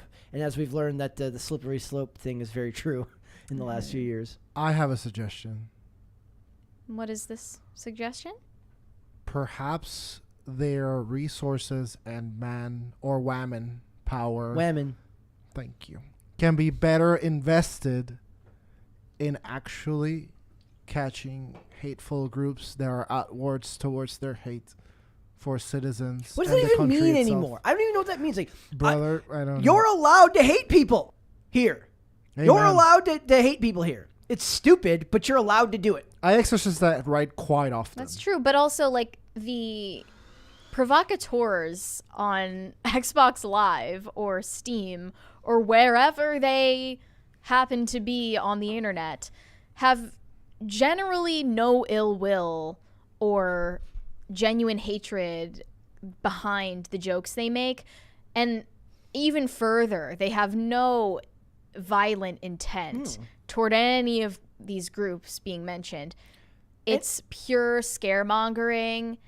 And I mean, really, if capitalism is king, Steam does have an interest in bending to the will of NGOs and the DHS because they don't want to be unfairly penalized and have their payment processing taken away from them over. Is the government able to do that? I feel like it would be easier for the at this point for the the government is using the government is using their entities to put pressure on private companies to bend to their will. Imagine the banks just stop processing government payments one day. Like you can pay like your base. You you can pay your IRS bill online and they just like, sorry, we're not taking your payments today. Oh my God, what a great idea. That would never happen. No, it would never happen. You know? But we got them. It just feels like bullying. Even though it's a multi-billion-dollar corporation that we're talking about, it feels like somehow they're being bullied by an investigation that costs $700,000 to launch. Also, I do want to point out that times are tough if they couldn't even round up to $1 million. Like, right. Well, they're even a few $100s short of $700K. Like, where did that number come from? I don't know. Like, is there just like a useless grant number generator that they use to figure out where the hell the money comes from? Where did that number come from? Round up. Yeah, I don't know. If you really want to sound like you're doing your part to stop bigotry and hatred, round that up to a cool $1 million. It sounds. Haven't you learned anything from the opposite direction? It's about intimidation. When Target wants to lean you into something, they price it down to sound better to you. So they say it's not $10, it's $9.99. If you want to sound better going the other way, you don't say, oh, it's $700,000. You round up and you say it's $1 million. That's what they should be doing. I just don't know what they expect individuals in the video game subculture to do about this, or why should they care? To shut up. They want you. They want you to be so scared of what could happen because you're going to be put on some list somewhere that you'll just keep your thoughts to yourself. Is it just like give up your hobby and go home? No, pack it up. I think to your question, I think they want access to voice chats. Well, that's what we were talking about on another show. That they're implementing like AI moderators in what could go wrong? What were the voice chats we were talking about on? There was a certain video game that implemented. On Twitch? No, it was a bunch of different. It was several different video games that they were beta testing on. Yeah, so we'll have to keep up with what happened there. But we did talk about that. But it is also funny to watch, like, you're going to play these really violent games. Like, imagine, like, you're like everything you say on voice chat is being transcribed. Yeah, like you're like it's not the extremely violent video game. It's what you say while playing the extremely violent video game. It's kind of a perfect amalgamation of the world we live in now. You can do all the awful things in the real world, but what you say on Twitter is what really gets you in trouble. It kind of is a perfect encapsulation. Are we still on? I lost the internet. I'm still good here. Guys, chat, are we still good? I see the chat is still going, so I think we're okay. Okay. Let's go to Super Chats. Let's go to Super Chats. I need to stop watching YouTube said, that ain't no ordinary rang, Mr. Frodo. Dems de rangs of power. We was rangs? we was rangs. Waffle Sensei said, more Aussie orcish. Thank you.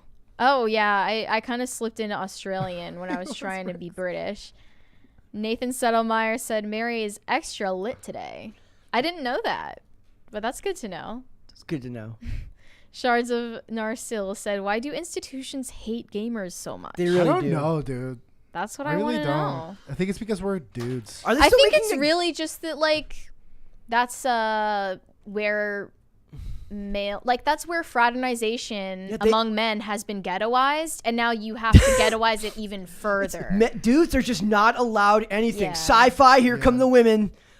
Sports, here come the women. why don't you like the WNBA? Sci-fi, why don't you have any female protagonists? Now they're like calling their FBI agent husbands. They're like, can you go bother those gamers? They're not letting us in there. You know what they need to be scaremongering about that might actually like save some people from getting hurt is like the Kardashians, child predators in all of these forums and chats. Like that's something that I feel is not paid enough attention to. Like why is it that online radicalization is so seen as so much more of an urgent issue than children?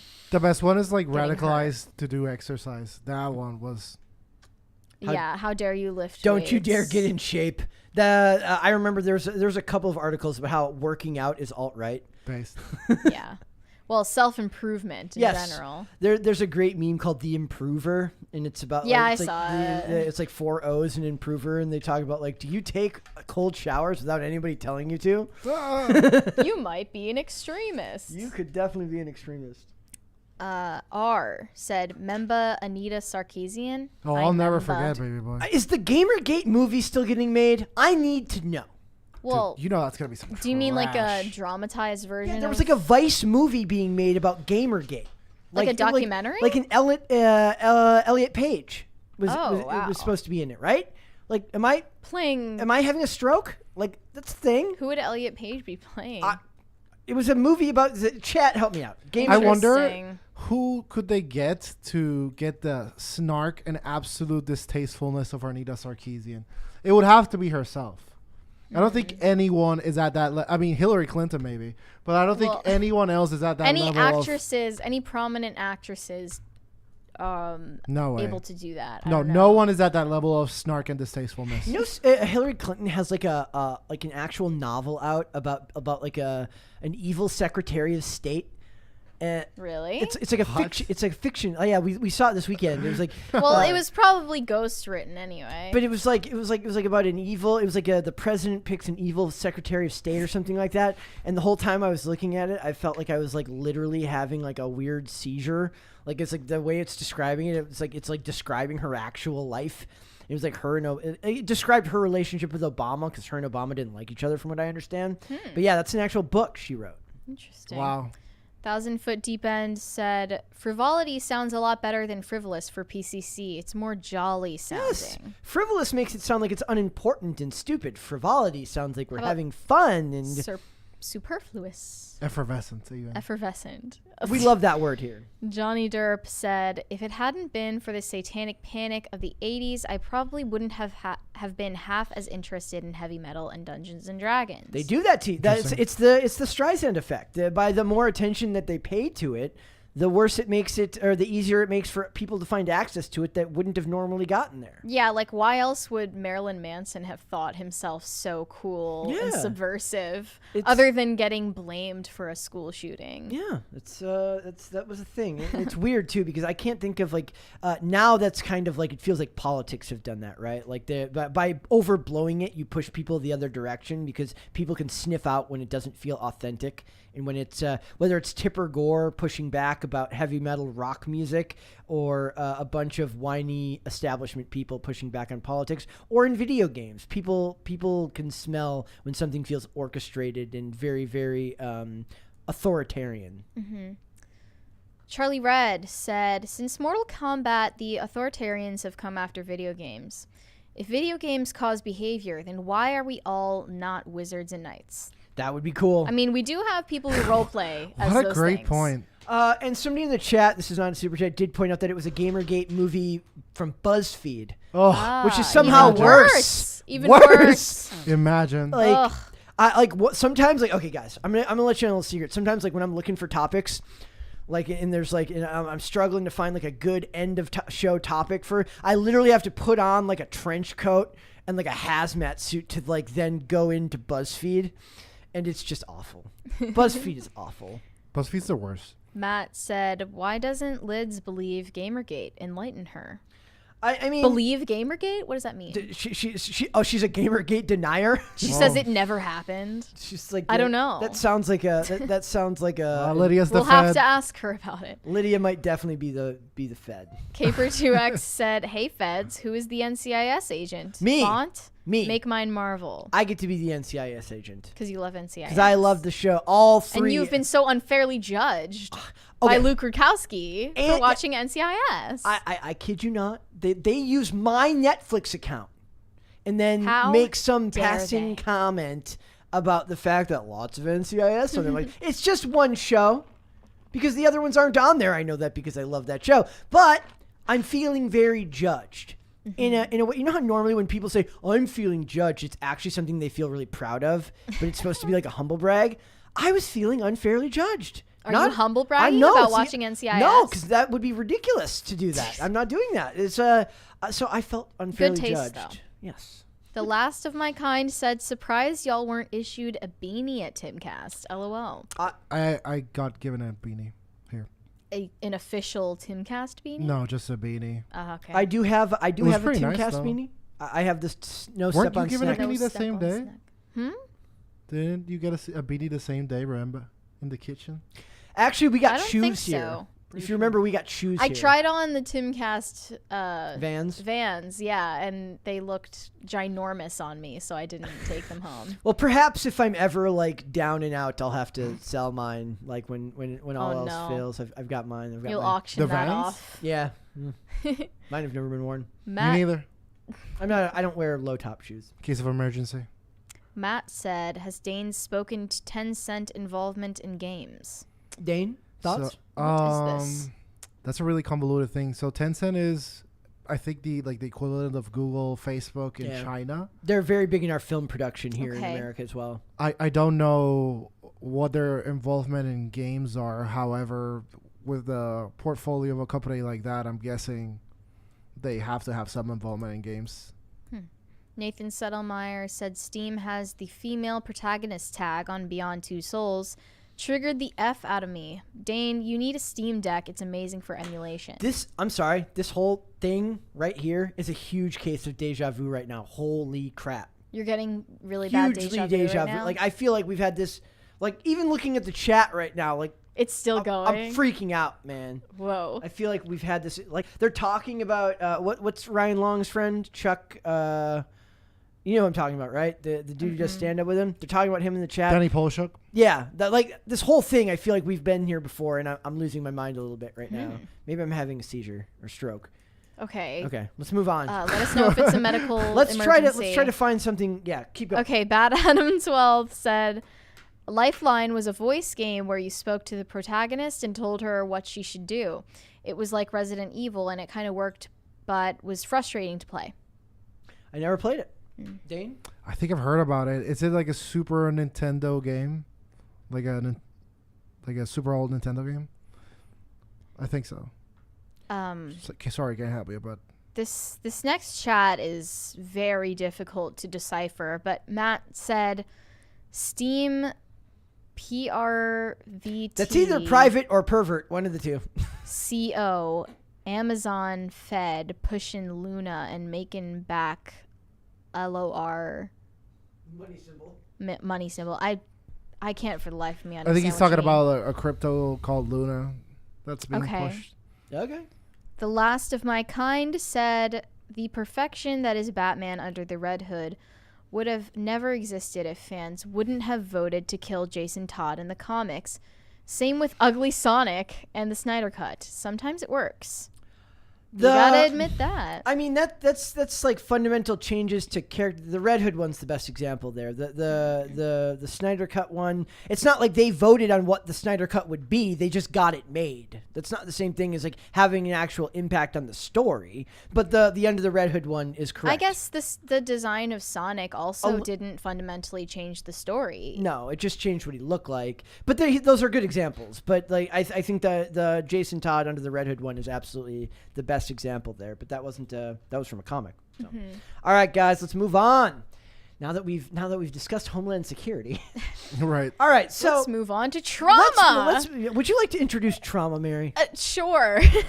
So the Dahmer series on Netflix right now is receiving blowback from two very different groups. Very different. One, the families of Dahmer's victims, who claim that they are re-traumatized by the content in the show. Actual trauma, not Yes. fake trauma that actors drum up to sound good in interviews, Yeah. where in which I say trauma It's the and make fun of degradation them. of that word. This is actual trauma. And secondly, LGBT viewers who are offended that the show is tagged as LGBT on Netflix Because Jeffrey Dahmer was gay. it's not the representation we want. It's the representation we need right now. I don't know. Like it's like basically you don't get to choose what your representation is all the time. Trust me. It's like it's they want representation, but only if it means that they're valorized on their terms. Yeah. Yep. And no, it can never be anything but entirely positive. Which is basically. unrealistic.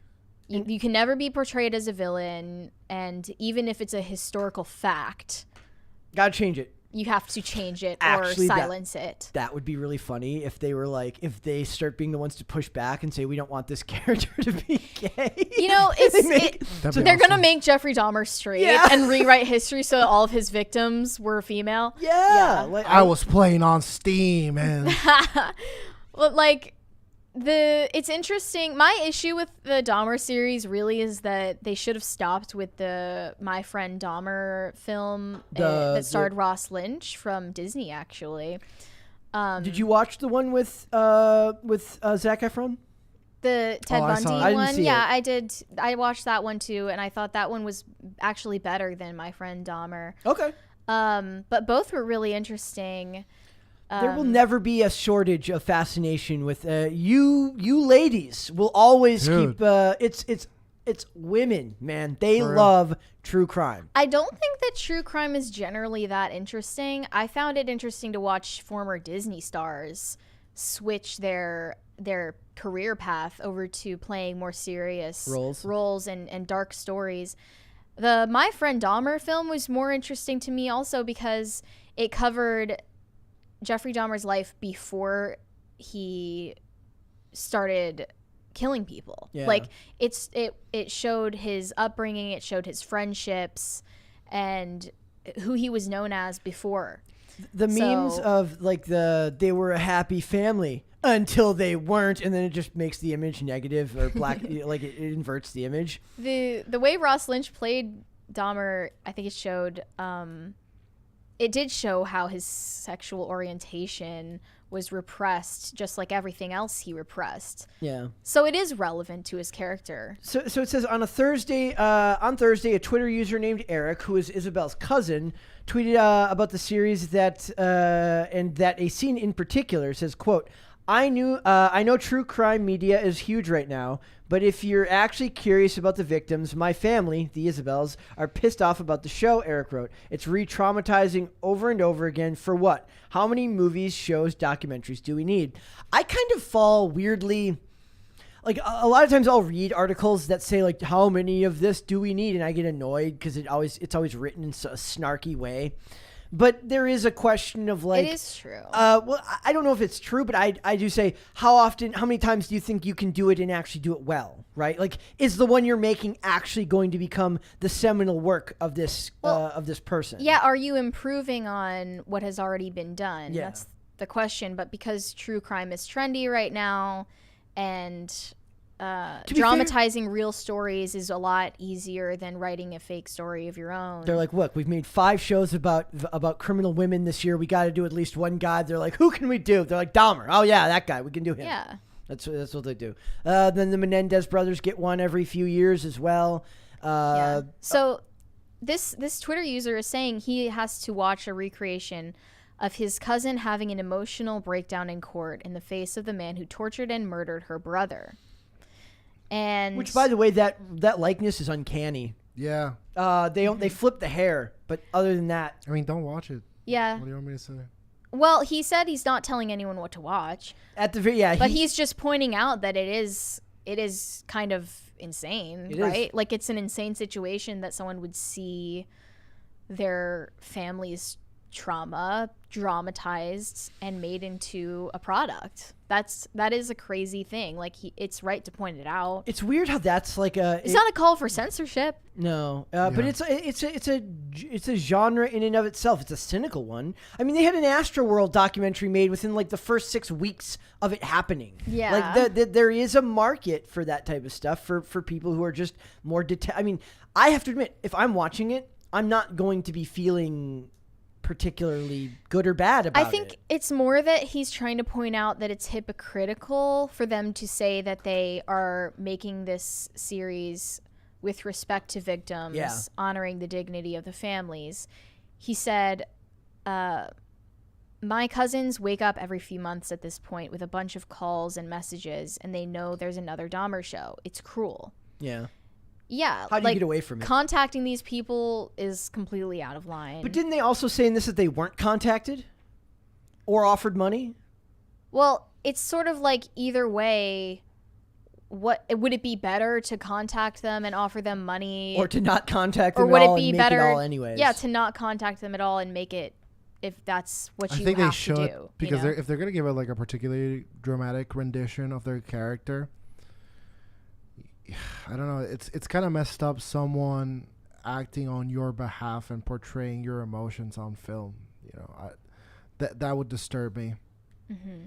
I mean, I don't know. I don't know if I would say that's more on the moral side. They're not obligated to do it. That's for sure. But with a lot of true crime stories, the stakes are lower. Like Inventing Anna is so, like, you can make a show about that and make it lighthearted and corny and dramatize it beyond, and make it more fictionalized. Well, and then they ran into trouble with that. Well, and then even then they had legal issues, getting accused of defamation. But the seminal character in it, she in real life doesn't care because the stakes are lower. Also remember that it's kind of an aside, but that the focus of the first ever episode of Serial got out recently because of overturned evidence. They found exculpatory evidence about the guy who was convicted of that crime. I forget his name, but he was let out of jail, and they pointed out in that first ever episode of Serial that there was inconsistencies in the case, and that guy just got out of jail. Oh, was that Saeed? Saeed, I forget. I forget his last name. But yeah, he got out of jail. So true crime is not going anywhere. And I do agree that it's the female audience that drives the demand for that, and then like still predominantly a male audience that drives the demand for movies based on comics. Why do chicks watch that?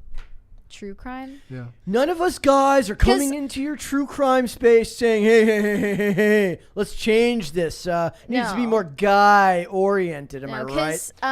Women Hot like chicks. Women. First of all, yes, there is a faction of true crime fans who romanticize the killers, and that's gross. Yeah. But then if you look at like just overall the mainstream appeal to it, I think it's that women enjoy almost like it's a soap opera, looking into investigating the motivations behind monstrous acts, and especially there is an untapped demand to see women committing crimes and showing their capacity for monstrousness, because in fictional stories women have been portrayed primarily as blameless heroes, Mary Sues, women who are strong and make up for the mistakes of men constantly. But then in the real stories, like The Dropout about Elizabeth Holmes. Yeah. In real stories, you see how they use their strengths, like emotional manipulation, to hurt people and to lie and to run scams. I had a really interesting take by an ex once of why chicks watch these shows. Okay. And her take was that in life, people seldom get justice. And these shows, they're really gruesome, but in the end, they get caught. Sort of like SVU? Essentially.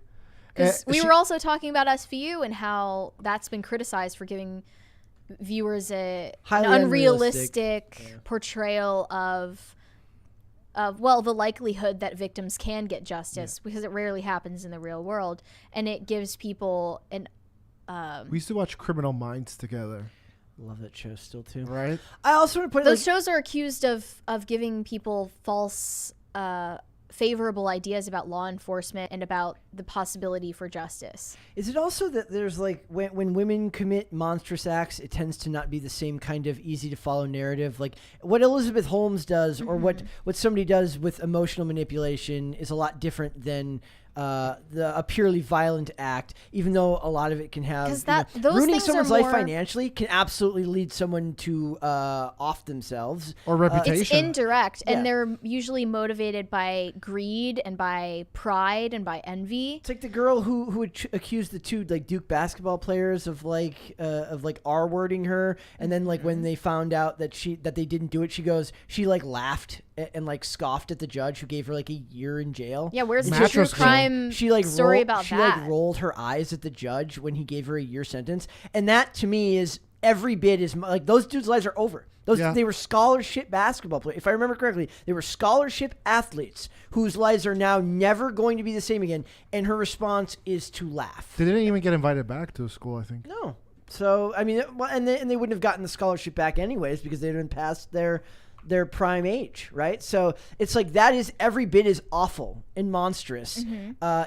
Just because you didn't end their life physically does not mean you didn't end their life in some fashion. Yeah, so I think there is a largely untapped demand for stories where women are the villains, and if you have to draw upon real stories rather than fictionalized ones, because they don't want to make the fictionalized ones, then that's what will be made. That's what people will watch. That's also really interesting because Hollywood doesn't want to make women the villains in movies and stuff like that for social justice reasons. Then there's like this weird cottage industry of people. Like, but we've got real chicks over here that were awful. We can do that. And even if you make a movie about a fictional female villain, you have to show how she's actually the sympathetic character. Somebody says it was Lacrosse that they played. So. Yeah, Duke Lacrosse. Was it Duke? Okay.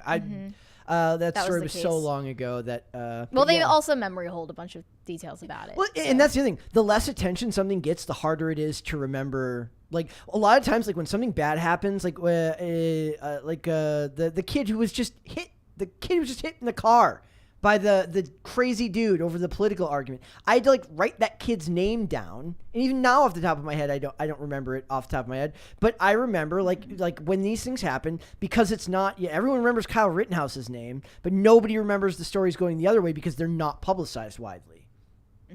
So it's a problem. Yeah, and I suppose people could be worried about dramatized retelling of a story like Jeffrey Dahmer's because there is that faction of true crime fans that romanticize killers and they sympathize with them and their motivations. But I feel like if that's not the intent of the creators, then how can they be blamed for the way that a small fraction of the viewership takes? Well, that's the thing now. Like now, like interprets it. There's a really good. I don't remember if it's Morgan Freeman or Denzel Washington. Basically says like when the beauty of art is like once you make it, it's in the hands of the audience. The problem is now they want to both make it and control how the audience perceives a lot of things. But in the end, it really is up to the audience to take your. It's kind of like the Matrix and the concept of the red pill, right? That got completely taken to mean whatever the cultural zeitgeist wanted it to mean, and then Wachowski spent the last 5 to 10 years trying to walk that back and say that it meant something else. And like it doesn't belong to you anymore. No, it does not. You've put it out into the public consciousness. You should be grateful that it had so much of an impact at all. Yep. To mean something that you didn't intend, right?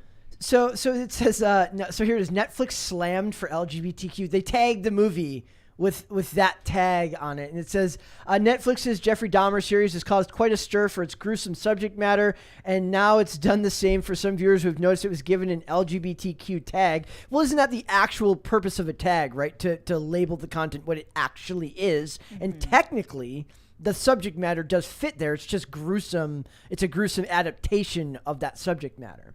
It's kind of like they talk about how like gay horror is like a thing, and like you can't do it though now because you can't. Like they had the one with Kevin Bacon, the one with Kevin Bacon about at the conversion camp.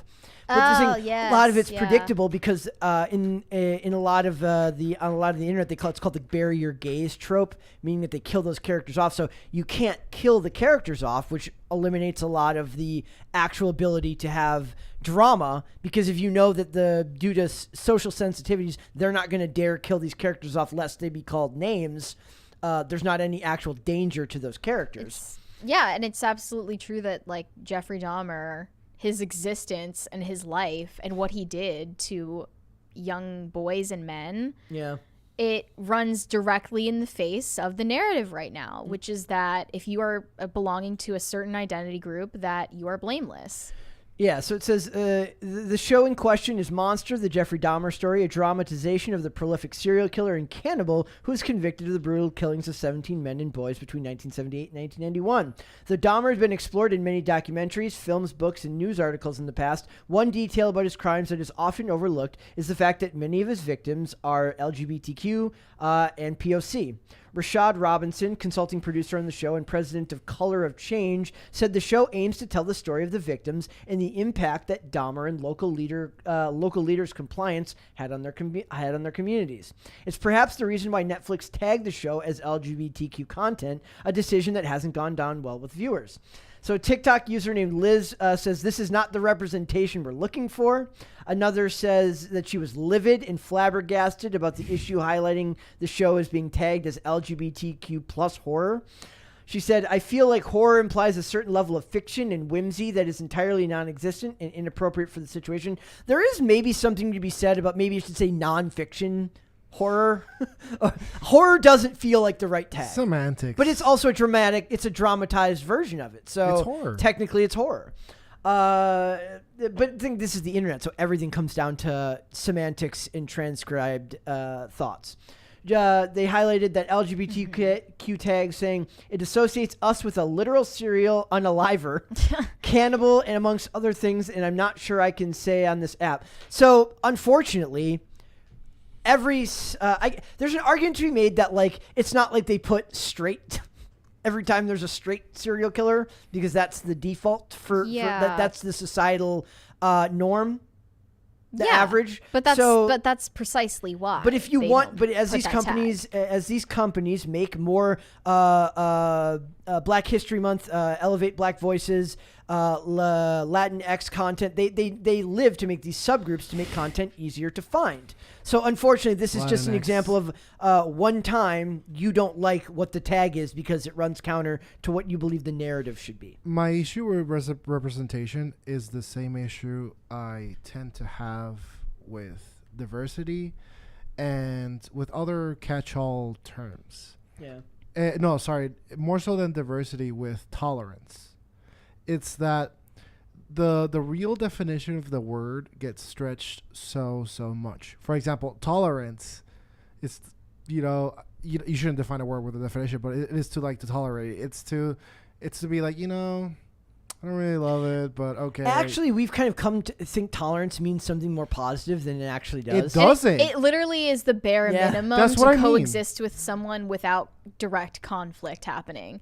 Like you are tolerating something that you dislike. Yeah. But usually in modern day, tolerance is misappropriated and and confused for reverence. Mm-hmm. And people's like, oh, we would just want you to be tolerant. No, you want me to be reverent of you. You want me to really... Yeah, because you'd be bad if you just tolerated something. Correct. Yeah. And representation is definitely another one of those. So to be represented is there is a thing and someone of your demographic is in it. It's not... when convenient, right? This would be an incredible case of representation because it doesn't behoove you to be represented in this matter in a way. So not complaining would go a long way.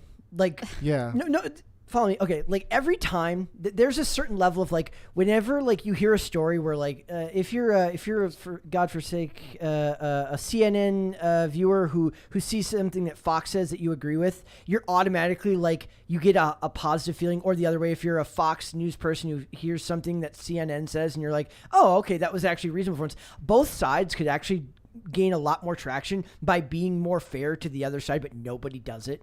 So you gain a lot more traction by saying he's not exactly the representation we're looking for, but it is a true story. Well, it's not Jeffrey Dahmer really who is the representation of your group.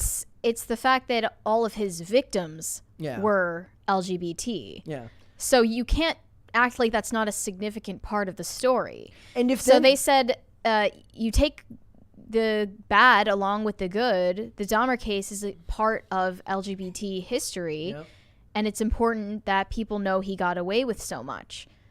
You are still, contributing to representation then.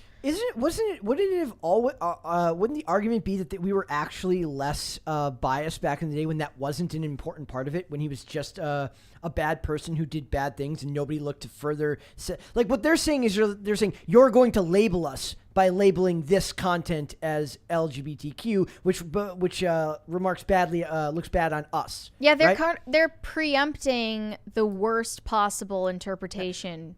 Whereas back in the day, they wouldn't have it would have been part of the story, but it wouldn't have been the focus. Yeah. So it wouldn't have mattered. So it's not insignificant. Like it is definitely something you have to recognize and don't deny it. But yeah, maybe this is the insistence of representation catching up on you. Yeah, that's what it's like. It's finally happening in a way that you don't want it to happen. Yeah. So maybe once that's you're fully assimilated, then you are going to be represented in media the same way everyone else is. Maybe your best argument is for things to be the way they were, in the sense that it wasn't the most important part of his character or of who he was. If you just completely have an issue with any representation that's negative, then just say that. Yeah. Say that and don't be intellectually dishonest about it. Yep.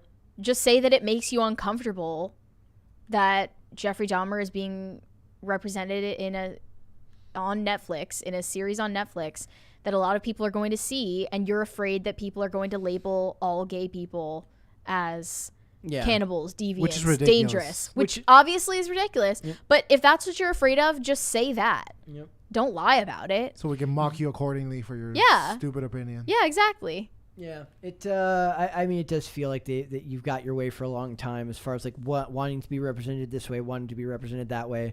Then when they just because Netflix doesn't understand, it's a company, it's an algorithm basically. They don't understand the context of adding it to this and not that and not this, right? So it always falls back. Mm-hmm. We got a super chat there. Yes. We're dangerously close to the second. We are dangerously close to a second crisis party. Yvonne Ortiz said Steam can just use Steam cards. Feds are going for gamers because of terrorist ideals in games such as Johnny Silverhand being anti-corporations. That is from Milsim. What is? That's from a military simulators. Military simulator gamers. I don't know if that's what that is. Roles. I'm just assuming. Etc. What a waste of money. Huge waste of money, as usual. I mean, it's the government. Are you kidding me? That's what they're all about. That's their MO. If the government ran one department well, it would be the wasting money department. That's what they're good at. Yeah. That's what they're good at. All right. Let's go to Podluck. Let's do it. I didn't even switch the camera over for that one because it was just the one. I knew I would screw it up at least once. That's all right, guys. All right. So before, do you want to just explain this story, Mary? The She-Hulk one? Oh, yeah. So I was like almost tricked into thinking that the official account on Twitter for She-Hulk posted this image. But it's actually a fan-made image from one of the promotional posters that says, "Sorry, incels, not all content is made for you." This is what I mean by women invading what used to be a traditionally men's space. I want you to picture this. I'm going to... Okay, Mary, what's something that you like to do that a lot of get your nails done, right? Sure. I'm gonna bust down the door to your nail salon, and I'm gonna demand that you fundamentally change everything about the way that nails are done to accommodate me. And then when you don't like it, I'm gonna be like, take that, incel. I'm not discrediting that women are encroaching upon men's interests. That's totally a thing that happens, but in ways that I will not fully explain here and now on this show, men are also invading women's spaces. Are we talking about you don't need to say what we're talking about, but I'm just gonna put that out there. It's a two-way But that one's street. socially acceptable. It's a two-way street, Mary. okay? But that one's considered socially acceptable right now. Which one is? The one where men are invading women's spaces. Not by everyone. I might be thinking not by everyone, but I'm saying, but the establishment. I'm talking about the most obvious way. The point is that if it has to do with science fiction, if it has to do with video games, it has to do with anything that guys liked back in the 90s, women are now like, this is our territory now. So you know what, guys? This wasn't made for you. Star Wars wasn't made for you. This wasn't made for you. They do that with Star Wars when they're like, oh, it's made for kids. Like, not really. Not really. You know, interestingly, they're saying that men aren't connecting with She-Hulk as much because it's written from a female perspective. They're not connecting with it because it's awful. I don't think that it's written from a female perspective anyway. I think that, women who have taste wouldn't like She-Hulk either because it's not funny, it's cringy, and it doesn't make any sense. Sorry, but nobody looks at a CGI twerking woman and they're like, this is what women want. If it is, they're looking at CGI She-Hulk ass twerking with Megan Thee Stallion, and they're like, yup, this is like what women like. It's almost insulting that they think this is what's catered to the female audience. It like women with taste don't like that either. It's no person in their right mind would, right? So I have to wonder, who is this for? It's not for women. It's not for men. It's for lonely cat-owning feminists. Do they even like the MCU anyway? Like, I don't think they do. It feels like bots. It feels like bots to me. Feels like bots run entertainment right now. They do. So I just. So this has at the time. Let's refresh and see if it's still. Also, I just saw this reply to the tweet that is it's a green bench with a promo for She-Hulk on it. That says, superheroes need a super lawyer. I go green, so you get green. And then they said, I think the bench design is from a corporate perspective, and homeless people aren't connecting with it as much.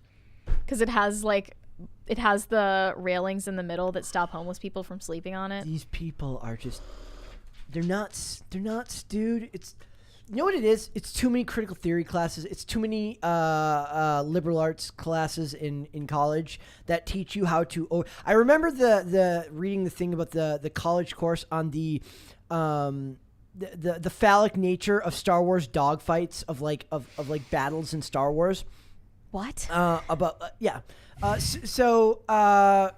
Literally, only they read into it that way. Only it's all deconstructionism, right? They your life experience and whatever crazy life you've lived that brought you to that point that makes you see the world the way you do.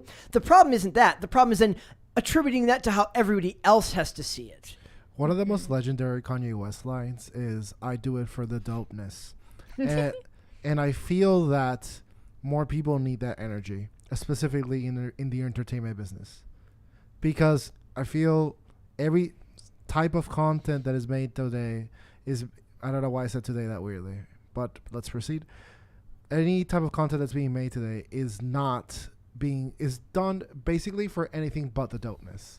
Everything is, for my peeps, for this and for that. How about just doing shit because it's cool? You can't do that. You can't explore anymore. I actually made a long written post the other day. I was watching. What are you, Dora? Old episodes of the X-Files last night, and there's an episode in season 1 called Gender Bender, and it's now considered very offensive. But essentially, the idea was like it's like it has sex with you, and then it changes genders when it's done. I watched it because I was watching Banshee, and that has Amish. The Amish are a big part of that show, and I remembered this episode called about the kindred. Thank you. And I'm thinking about how offensive that episode would be considered now, right? But the problem is, it's not about what we've lost out on is the ability for people to explore ideas they're not 110% certain about or completely confident in discussing, because that's how you get to really great ideas. Sure, you make 10 episodes that are awful, but that freedom to pursue ideas that you may not be fully understanding or fully in line with allows you to find that one great idea that eventually does work out. But because of the politically correct world we live in now, you're never allowed to get there anymore because everyone's too scared to F up. Beyond that, like, everything's so redundant because everything follows this like wokeness template. Mm-hmm. Well, that's what I'm saying. It's all been destroyed. Right. She's a lawyer and she's green and she's progressive. We're in space fighting villains while talking about LGBT rights. Can there be a single thing in this universe that just stands for itself? It's rather infantilizing. Pop culture crisis is that thing. Boom. Drops mic, leaves. It's pretty infantilizing that you have to cater to women by showing that, you can only be a high-powered girl boss lawyer if you, in a fictional universe where you are a genetic mutant superhero. Like, can you just make, if it's so important to represent a girl boss lawyer, can you make a show about a girl boss lawyer and not incorporate it in a way into the MCU in a way that makes zero sense? That existed already. It was called Damages with Glenn Close and Rose Byrne, and it was fantastic in 2007. Well, of course it was in 2007. Because you were a girl boss by default because you weren't a girl boss. Does that make sense? Because no one was thinking about it that hard. Everyone should go and watch Damages. It was really, really good. As much as Dane probably wouldn't want to see Glenn Close because that's too close to Meryl Streep. How I've just been obnoxiously sipping on this gigantic sheet stuff. I've allowed myself to not be too annoyed by the sound, but I'm gonna start muting your microphone every time you do it. I'm gonna unzip a jacket every day. Is it really now. loud? You can hear it. I'm sorry. I am cover the microphone when you do it. Okay. Yeah. So, you can girl boss right. You just don't have to girl boss with that. Yeah. Move that can. Okay. So I don't know. It's to me, there's a lot of them. The Closer, Major Crimes. The Closer was good. And Major Crimes was the follow-up show to that. Yeah, Major Crimes was also good. That lady. What happened? Major Crimes got some once it got to the last few seasons, and I saw alt-right biker gangs. Well, and yeah. But that Mary McDonnell, the lady from that show played the president's wife in Independence Day. Oh. Yes. There's a bunch of dope chick characters. And those were in that show, she's both a mom whose kids have moved out. She adopts a child who's in the system because he's a witness to a crime. She kicks out. That was such a cool storyline. Her good for nothing. Honestly, Rusty was the worst part of that show, but that's because he was super annoying. But she was the best part of it whenever she was on screen. I don't remember Rusty being annoying. He was in. If I could kick you're one, already about to throw something. If I could kick one character, the problem is if you kick him out of the show, the show makes no sense because it's such a huge part of it. But every time he's like, "Oh my God, Karen! Oh my God!" that's what he's like the whole time. See, you can girl boss. She's way better than the guy characters in that because he's freaking annoying. Oh my God, Sharon! Oh my God! I don't want to testify. No. Oh my God! I have to go to school. Why is that so funny? That's I just vaguely remember Rusty he's that being annoying. a little bit of a whiner, but not to that extent. Every scene, scene, her girl bossness is 100 times magnified because hilarious. Rusty is such a little punk. Oh my gosh! you can do girl boss characters well. But ruined major crimes for you. Yeah. Also, I'm telling you, just go back. And that subplot when it was in the closer. Apparently, somebody did a thing where they took all the episodes and just removed the Rusty scenes, which means that character was literally hated. schizophrenic. That character was so hated that a person went through and he's literally in half the show and just removed any scene he's in. Based. By the way, in an attempt to be constructive and not criticize everything, as I tend to do, Dave Font. We're not here to be constructive. Well, we're here to destroy. Some days we're constructive. But I don't know if Girl Boss in itself... Right now, Girl Boss conveys the abhorrent, unlikable archetype that we're talking about. Take that, you incel. But I think what's more accurate is the non-stop snark. Mm-hmm. Yes. Yeah. Oh, yeah. They talk all the women in these shows talk like they're on Twitter, not in real life. You know, yeah, damn. I feel like She-Hulk is trying to astroturf the same lovable charm that a character like Elle Woods had in Legally Blonde. You can't recreate that now because of this crippling self-awareness and self-referential tone to everything. You can't make anything fictional that doesn't reference the real world. That's Joss Whedon's fault for making pop culture references such a huge part of these genres. That character that was supposed to be shallow and base was far deeper than any of these modern day characters because she was aware ultimately that was her portrayal and that's how she was being understood by people, and yet she persisted in being that way because that's who she was. And played it to her strengths. Right, and she took the criticism and kind of brushed it off and went forward anyway. And some things she did realize she was kind of out of her league, and she did correct, but she still remains herself. And that is such a more likable character. Among women. Women love that character a lot more than they love She-Hulk. If you want to look at it, let's go for a more one-to-one example. If we're not talking, because Elle Woods, that's a different genre, not entirely. Really? Because it's supposed to be the same genre, but because it's Marvel, it's off-putting. That's the problem with Marvel. Like, I have a big problem with Marvel. It's awkwardly shoehorning the same genre into Marvel.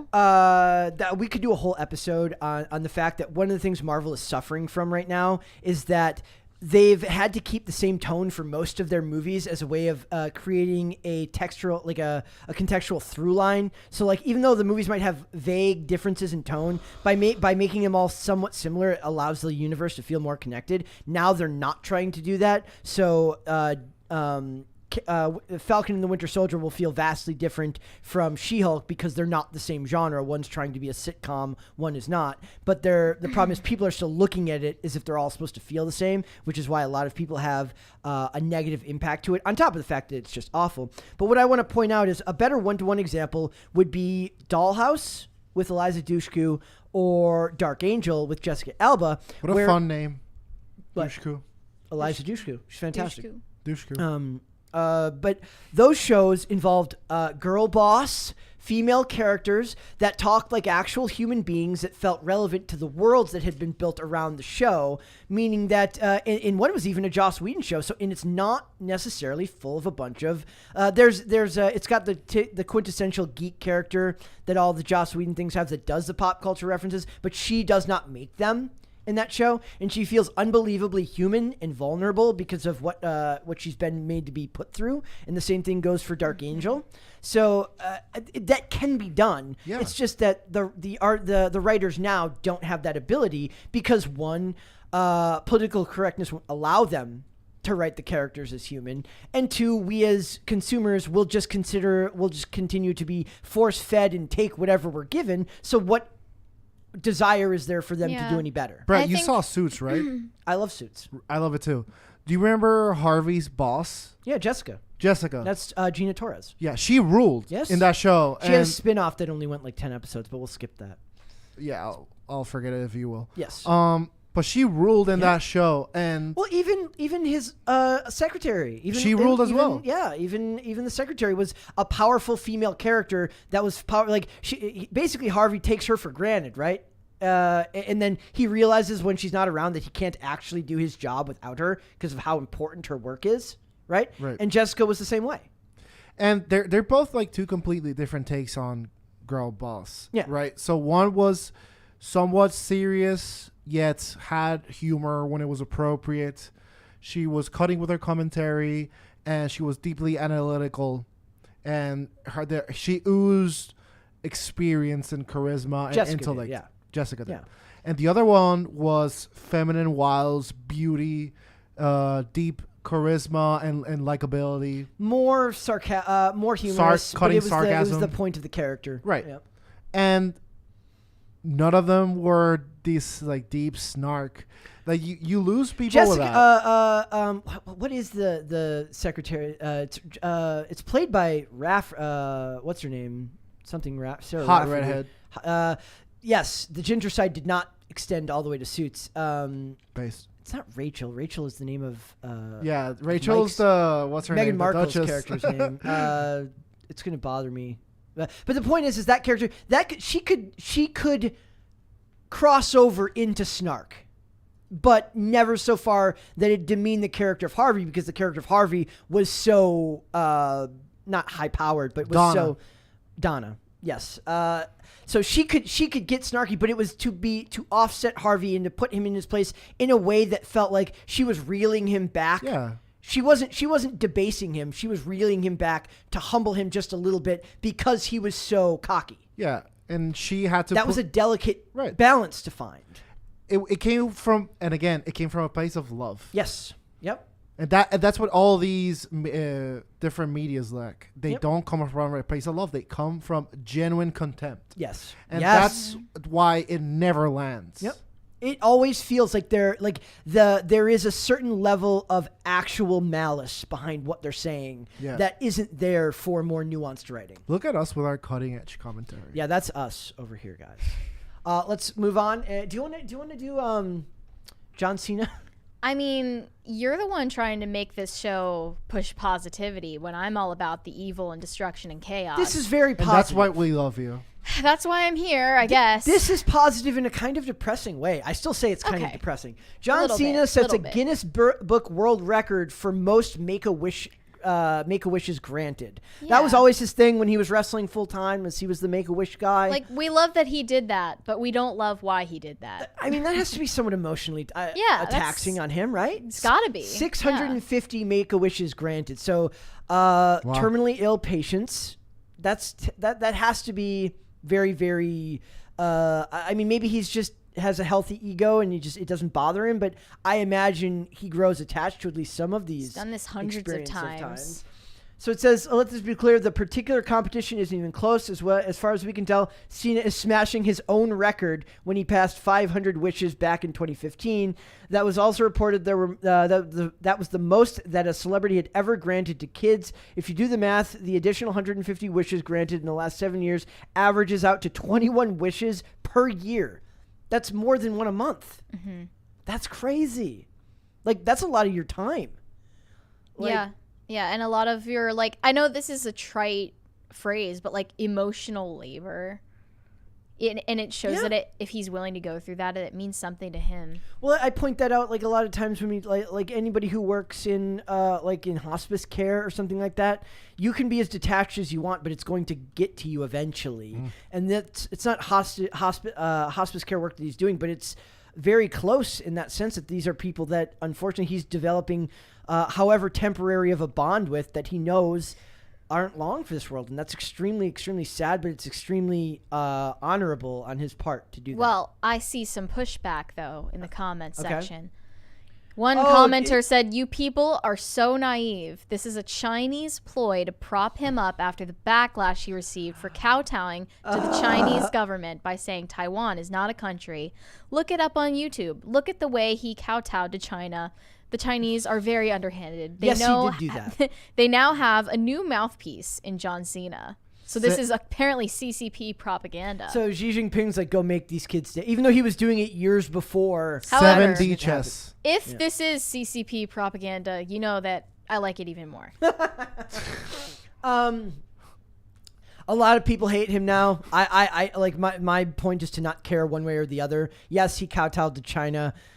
Whatever. Literally, who cares? I don't care. I mean, at least I don't care. I don't support China. Seems like he genuinely just has a good heart. I'm basing it on my opinions of what he's doing here, not after we're just talking about like contempt for fans. Yeah, this is the absolute opposite of that. So remember it's his rap career? No.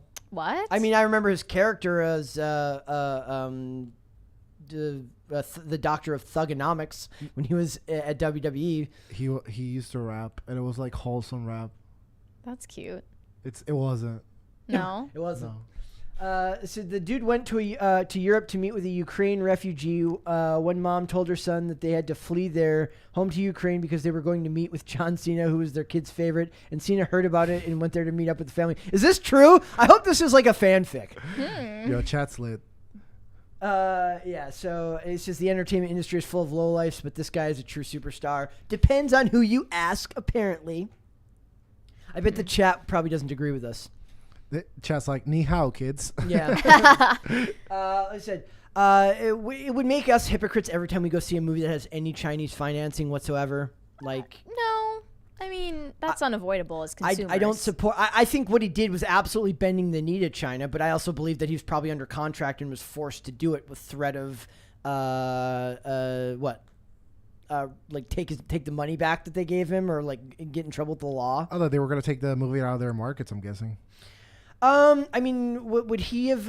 Yeah, I guess if they have him make that quote, then yeah, it was for Fast 9. So I don't know. I'm not basing it off what I think he might be doing in China. I can only base it off what I actually know he's doing, and the stuff with Make-A-Wish is actually fairly wholesome. Yeah. All right, Kanye West. Yeah. Go for it. Let's end the show on a high note.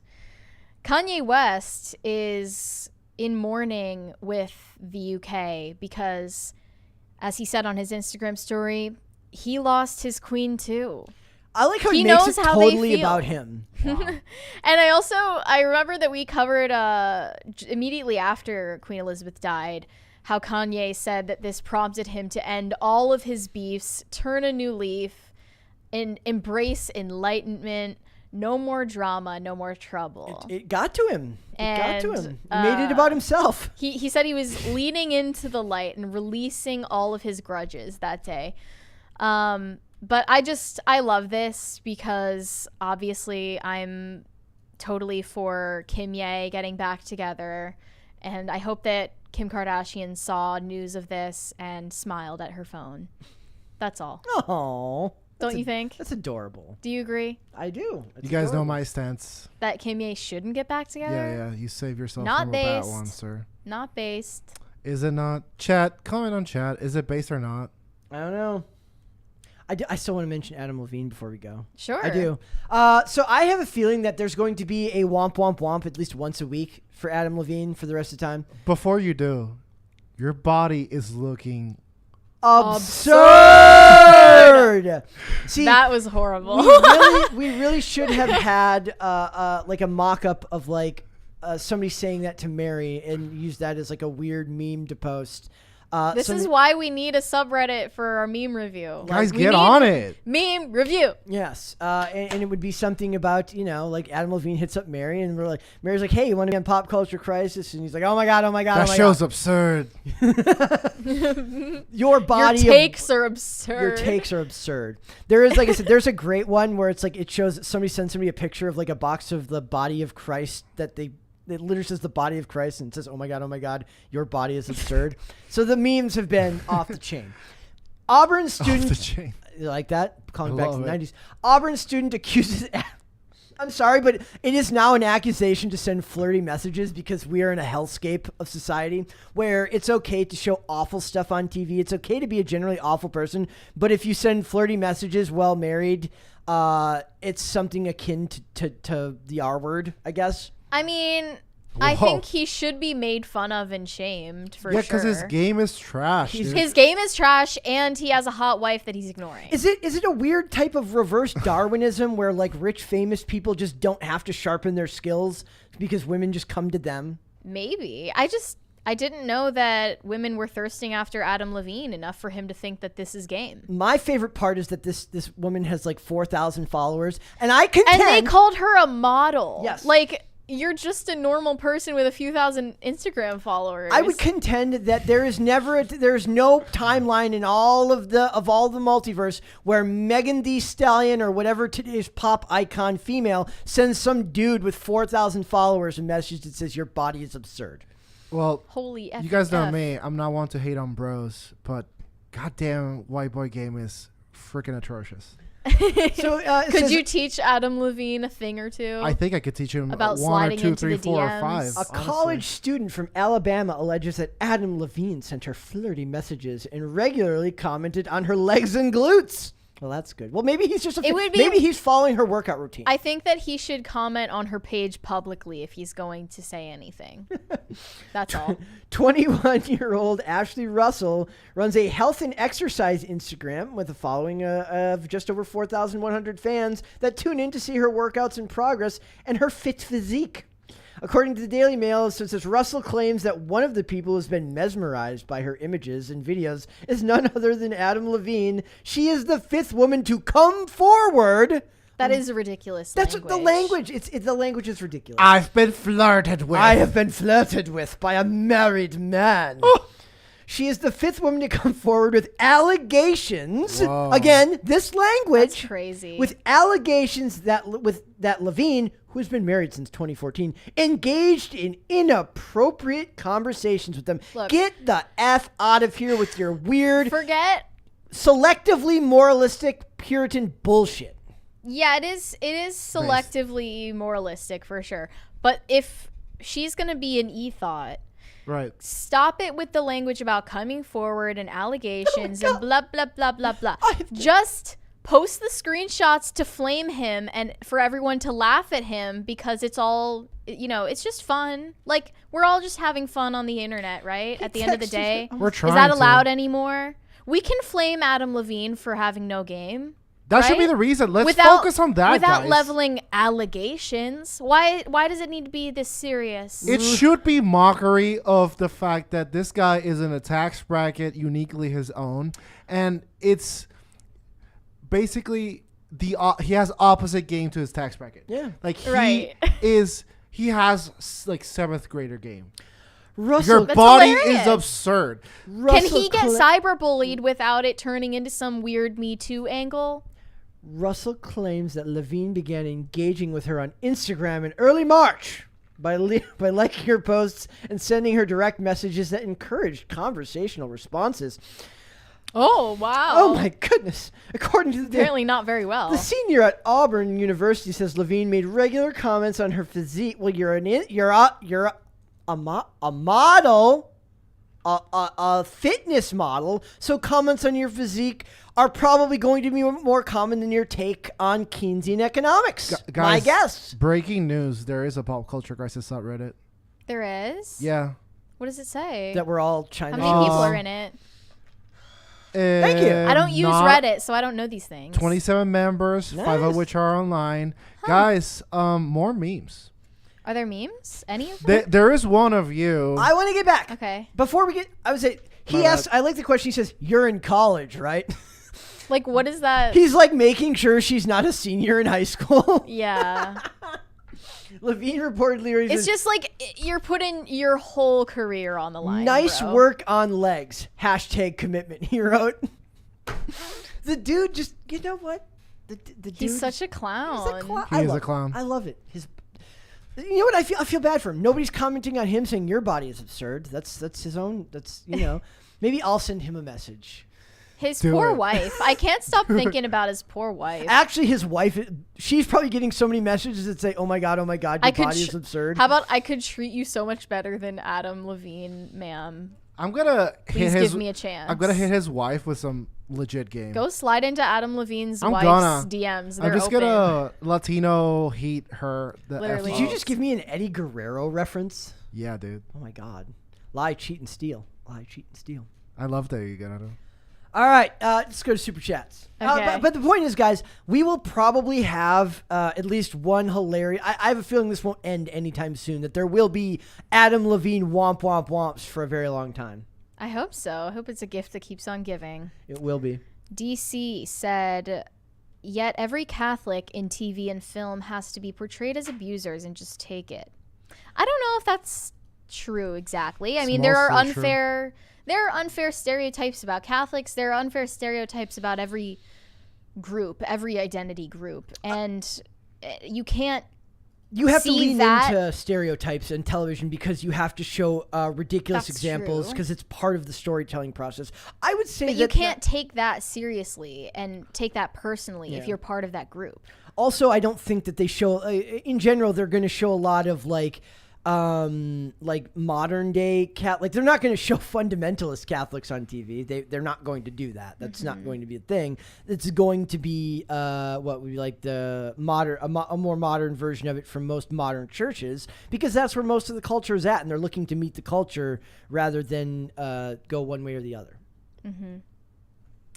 Bobcat said, we are talking about the same federal government that accused Steve Jackson Games of violating the CFAA for a pen and paper game. What is the CFAA? I'm not sure. Can somebody look that up? I don't know what that is. Center Conservative... Jamie, look it up. Jamie, get on that. Center Conservative Mom 98 said, I'm torn about finishing watching She-Hulk. I don't want them tainting Daredevil for me. Dude, don't watch it. Okay. Guys, don't. Don't hate. There's a portrayal of a Catholic. I need a minor rant. Guys, don't watch this things. Don't watch it. They can't discern what is hate watch and what is an actual watch. You're raising their numbers. If you don't want it to... She-Hulk doesn't sink or swim depending on whether like a few conservatives hate watch it. I also want to point out that your fear about Daredevil, unfortunately, it's too little too late.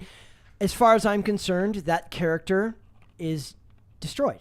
It has not been filmed yet. It is already destroyed just by the virtue that Disney is making it. Yeah. It will not in any way, shape, or form resemble the Marvel Netflix shows. He will not resemble everyone even keeps commenting about how great his cameo was in Spider-Man No Way Home, which was inherently humorous. They did it right once. You cannot do that character humorous for 18 episodes and expect it to resemble anything close to the serious nature that Daredevil was when he was on Netflix. It's not going to be good. I recommend you get ready and prepare yourself, because it is just because they're calling it Born Again does not mean they're adapting Frank Miller's novel, graphic novel. It's not going to be good. So just because I actually think that they made a mistake getting the same actor, I think they should have just either used a different character or recast, because it's going to be great. At least so people can separate it in their minds. It's going to work great for the promotional material, but the second it starts coming out, people will start to lose interest unless something drastically different happens. By the way, CFAA is Computer Fraud and Abuse Act. Okay. Charlie Red said manual transmissions need their dipsticks checked. Yeah, it was likely something to do with what we were talking. Something we were talking about. Gosh, earlier. I don't even remember now. Yvonne Ortiz said 30 parties. Brett gets his nails done and painted. I love this job. Like this? I am not getting talons on my hands. No, that would be too far. That would be too far. I've already debased myself. Listen, for all of your. But you like your hair now, so 40 crisis parties, and Mary, we get a live stream of her pushing a cart and returning it. Mary, I did not consent to this. I'm asking for consent.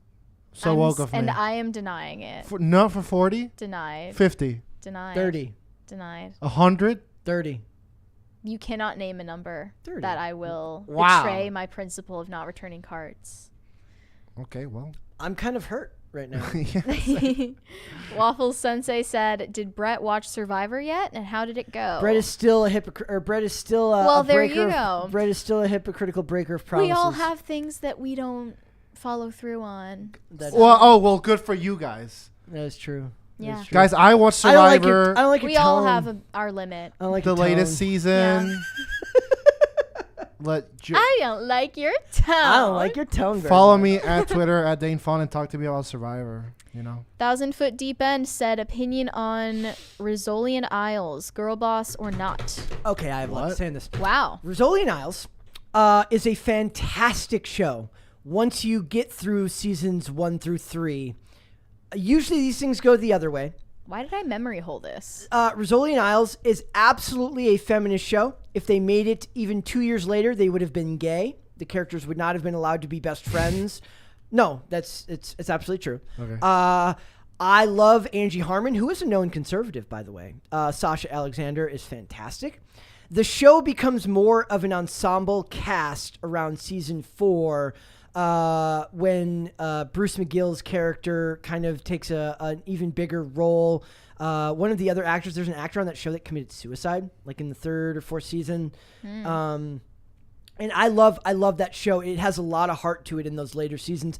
There are a lot of like tropes in the first 3 seasons that are kind of girl boss annoying. But even then, there is a sense of like she's a woman in a clearly man's profession, right? She's a female cop.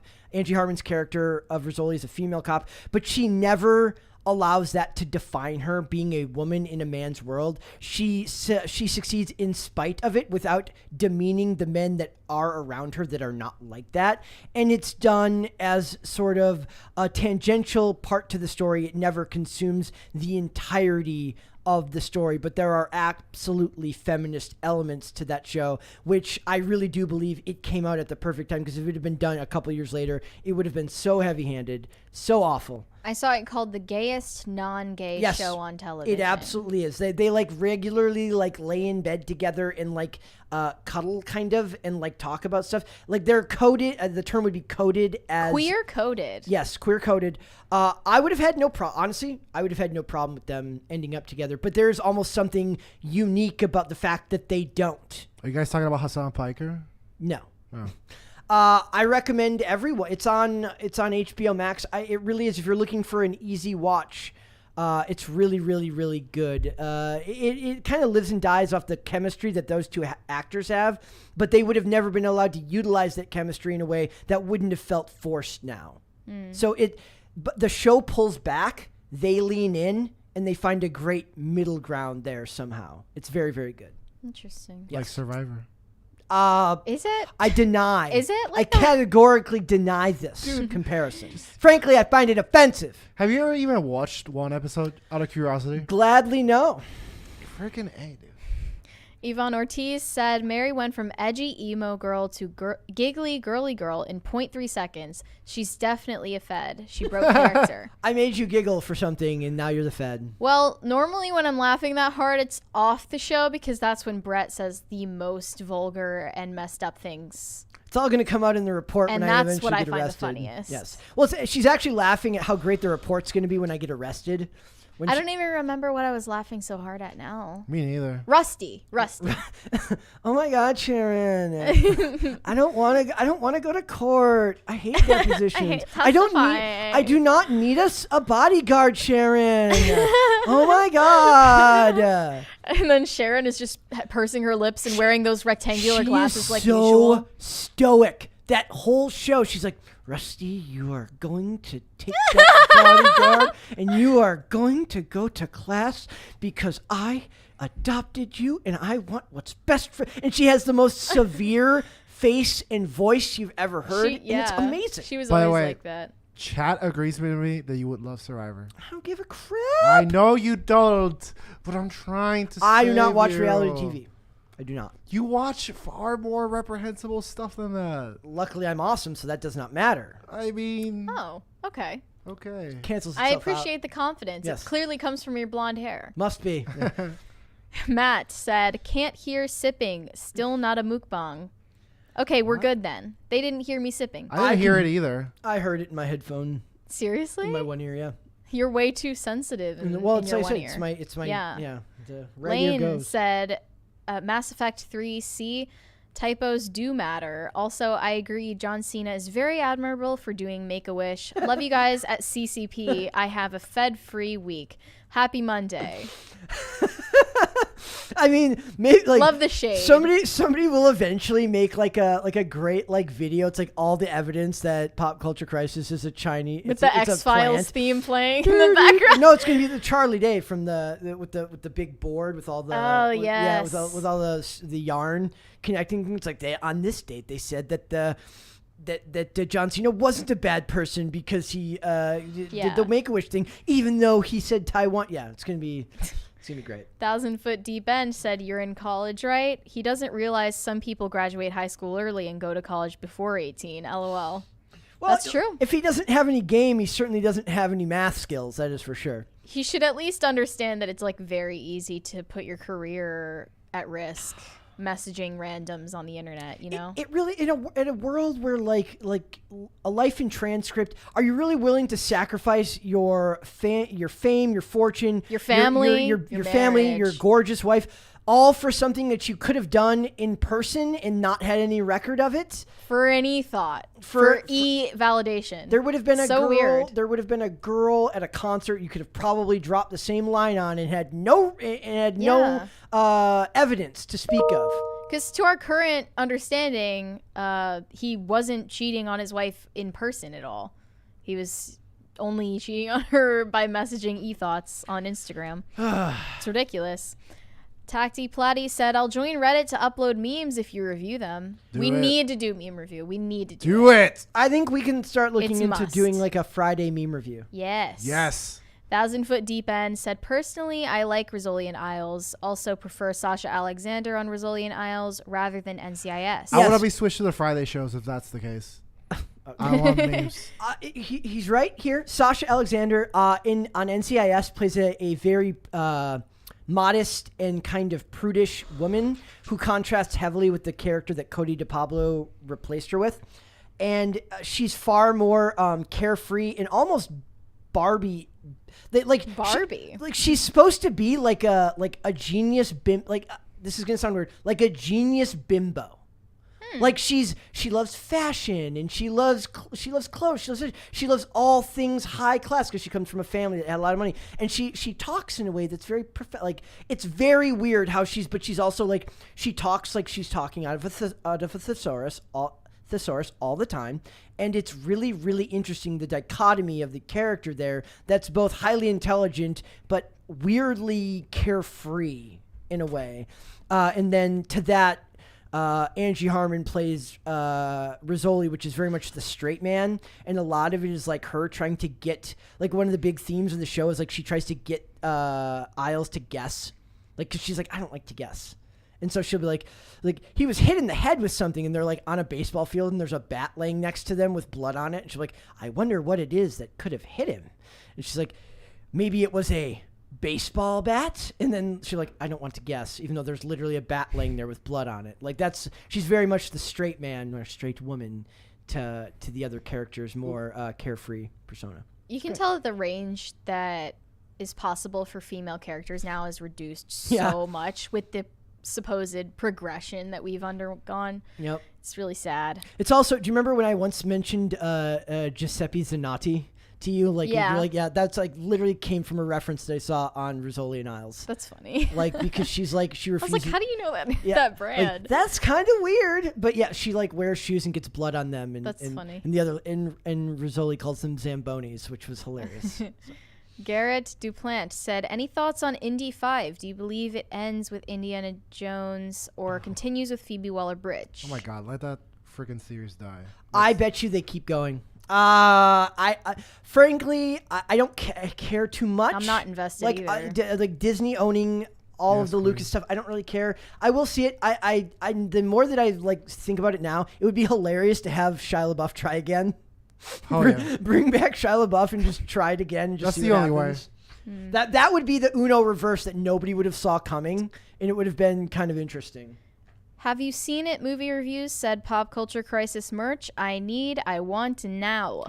Hell yeah. There'd be so many good ones. Obviously the pancakes, waffles, and French toast Obviously shirt. Coming in the future, but... An F, Marry, Kill for pancakes, waffles, and... I'm down. Yeah. French toast. Charlie French Red toast? said, "There's no way they can ruin Daredevil worse than the movie with Affleck." I disagree wholeheartedly. Oh, wow. Is that another Ben Affleck movie that's garbage? Huh. Reel me that. Well, now that the wrong person is done talking, let's. The Ben Affleck one as Daredevil is cheesy and stupid. It's not as cheesy and stupid as the Elektra movie with Jennifer Garner. That was horrible. But I never underestimate how badly Disney can ruin something. I disagree. I think Disney could ruin it. Especially if Affleck's in it. He's a terrible superhero. He's not going to be in it now. What I'm saying is that good. Charlie Cox it is absolutely something that Disney can ruin because the Daredevil that I believe it was 2003 or 2005. It might have been 2003 for the Daredevil movie, 2005 for Elektra, somewhere in that time frame. It's very much a product of its time. So you can go back and rewatch it now, and it's stupid, but it's very much like, oh, like this is what superhero movies were before The Dark Knight came out. I can watch that and be okay with it. I can't imagine them taking something that's already been great with the same actor and then ruining it. Don't you think that makes Charlie Cox a sellout? No, I think they love what they make for different reasons than why we love it. Okay. So I think when they love performing as a character, they see more range for that character than perhaps the people that fell in love with it, because he falls in love with it for the portrayal. We fall in love with it for the portrayal and the tone. And he has more experiences tied to it that are part of the actual production than the actual release. It's conceivable that they haven't even seen the episodes. Like, they might not even watch them after they come out. There's plenty of actors who don't watch their own work. We're going to love it for different reasons than the actors are going to love it. Mm-hmm. So, Have You Seen It movie reviews said, by the way, Pearl was a great prequel and Brett A24 is the GOAT. I'm not I believe Wesley would be the more he's into he loves the art genre. house. He loves the art house movies. As far as I'm concerned, if it's cheesy and everyone else hates it, sign me the F up. I am there for it. So I'm still waiting I still haven't seen everything everywhere all at once. That's on my list. Oh, I want to see it too. Most of those like art house films just takes themselves too seriously. I find it unbearable to watch something that takes itself way too seriously. It's not my thing. That's just not what I do. Caper2X said, Dane, Brett is into Naked and Afraid. XK? I don't know what XK Have you guys seen Adventureland? Mm-mm. I think you'd love that movie. What's the difference between Survivor and Naked and Afraid? I've never seen Naked and Afraid. I think Naked and Afraid is more based on one person. But what's cool about Survivor is people from all walks of life. What if Ben Affleck was on Survivor? That'd be awesome. Removed of their everyday, commodities and just getting real ass. Okay. I mean, I'm not going to watch it, but hey, it is what it is. Dane loves it when I play hard to get with Survivor. You play this little mind game. I'm very much like that. All right, guys. Dane, since you're so busy telling everyone how great Survivor is, why don't you tell everyone where they can find you? Guys, just find me in this chair on Mondays in utter disbelief at Brett's lack of Survivor. That Brett won't watch Survivor, and that at this point now it's becoming like the more you tell me. Excuse me, my outro. Excuse me. Main guest host. My dads are fighting. I'm scared. Now that's going to get no context. Holy crap. That's the merch. Yeah. That's going straight to no context. I don't even know what I was going to say. You're silly and dumb, and I love you. My dads are making up. Yeah. Oh my God. It's going right back to back. Those clips are going right back. Oh, God help me. Mary, let everyone know where they can find you. Sure. You can find me on Instagram at MaryArchived, and whenever I post articles on timcast.com, I promote them there. That she does. Guys, thank you again for another fantastic episode. This has been so much fun. If you would like to follow me, you can follow me on Instagram at Brett Dasovic for the show Monday through Friday right here, 3 p.m. Eastern Standard Time. That is noon Pacific. We are also on Amazon Music, Apple Podcasts, Pandora, and Spotify if you would prefer to listen to us rather than watch, though I don't know why. It's so much fun to watch me and Dane argue. It's the best part. And after that, if you want to follow us on social media, we are on Twitter at PopCulture_show, Facebook and TikTok at PopCultureCrisis, and on Instagram at Pop Culture Crisis Pod. We will start looking into meme review. That is for sure. And merch. And merch. And Guys, everything else you want. Exactly. Stop demanding so much. Except Mary putting the card in. And stop demanding that. You heard it, guys. We'll be back with another episode tomorrow. We'll see you then. Bye. Bye.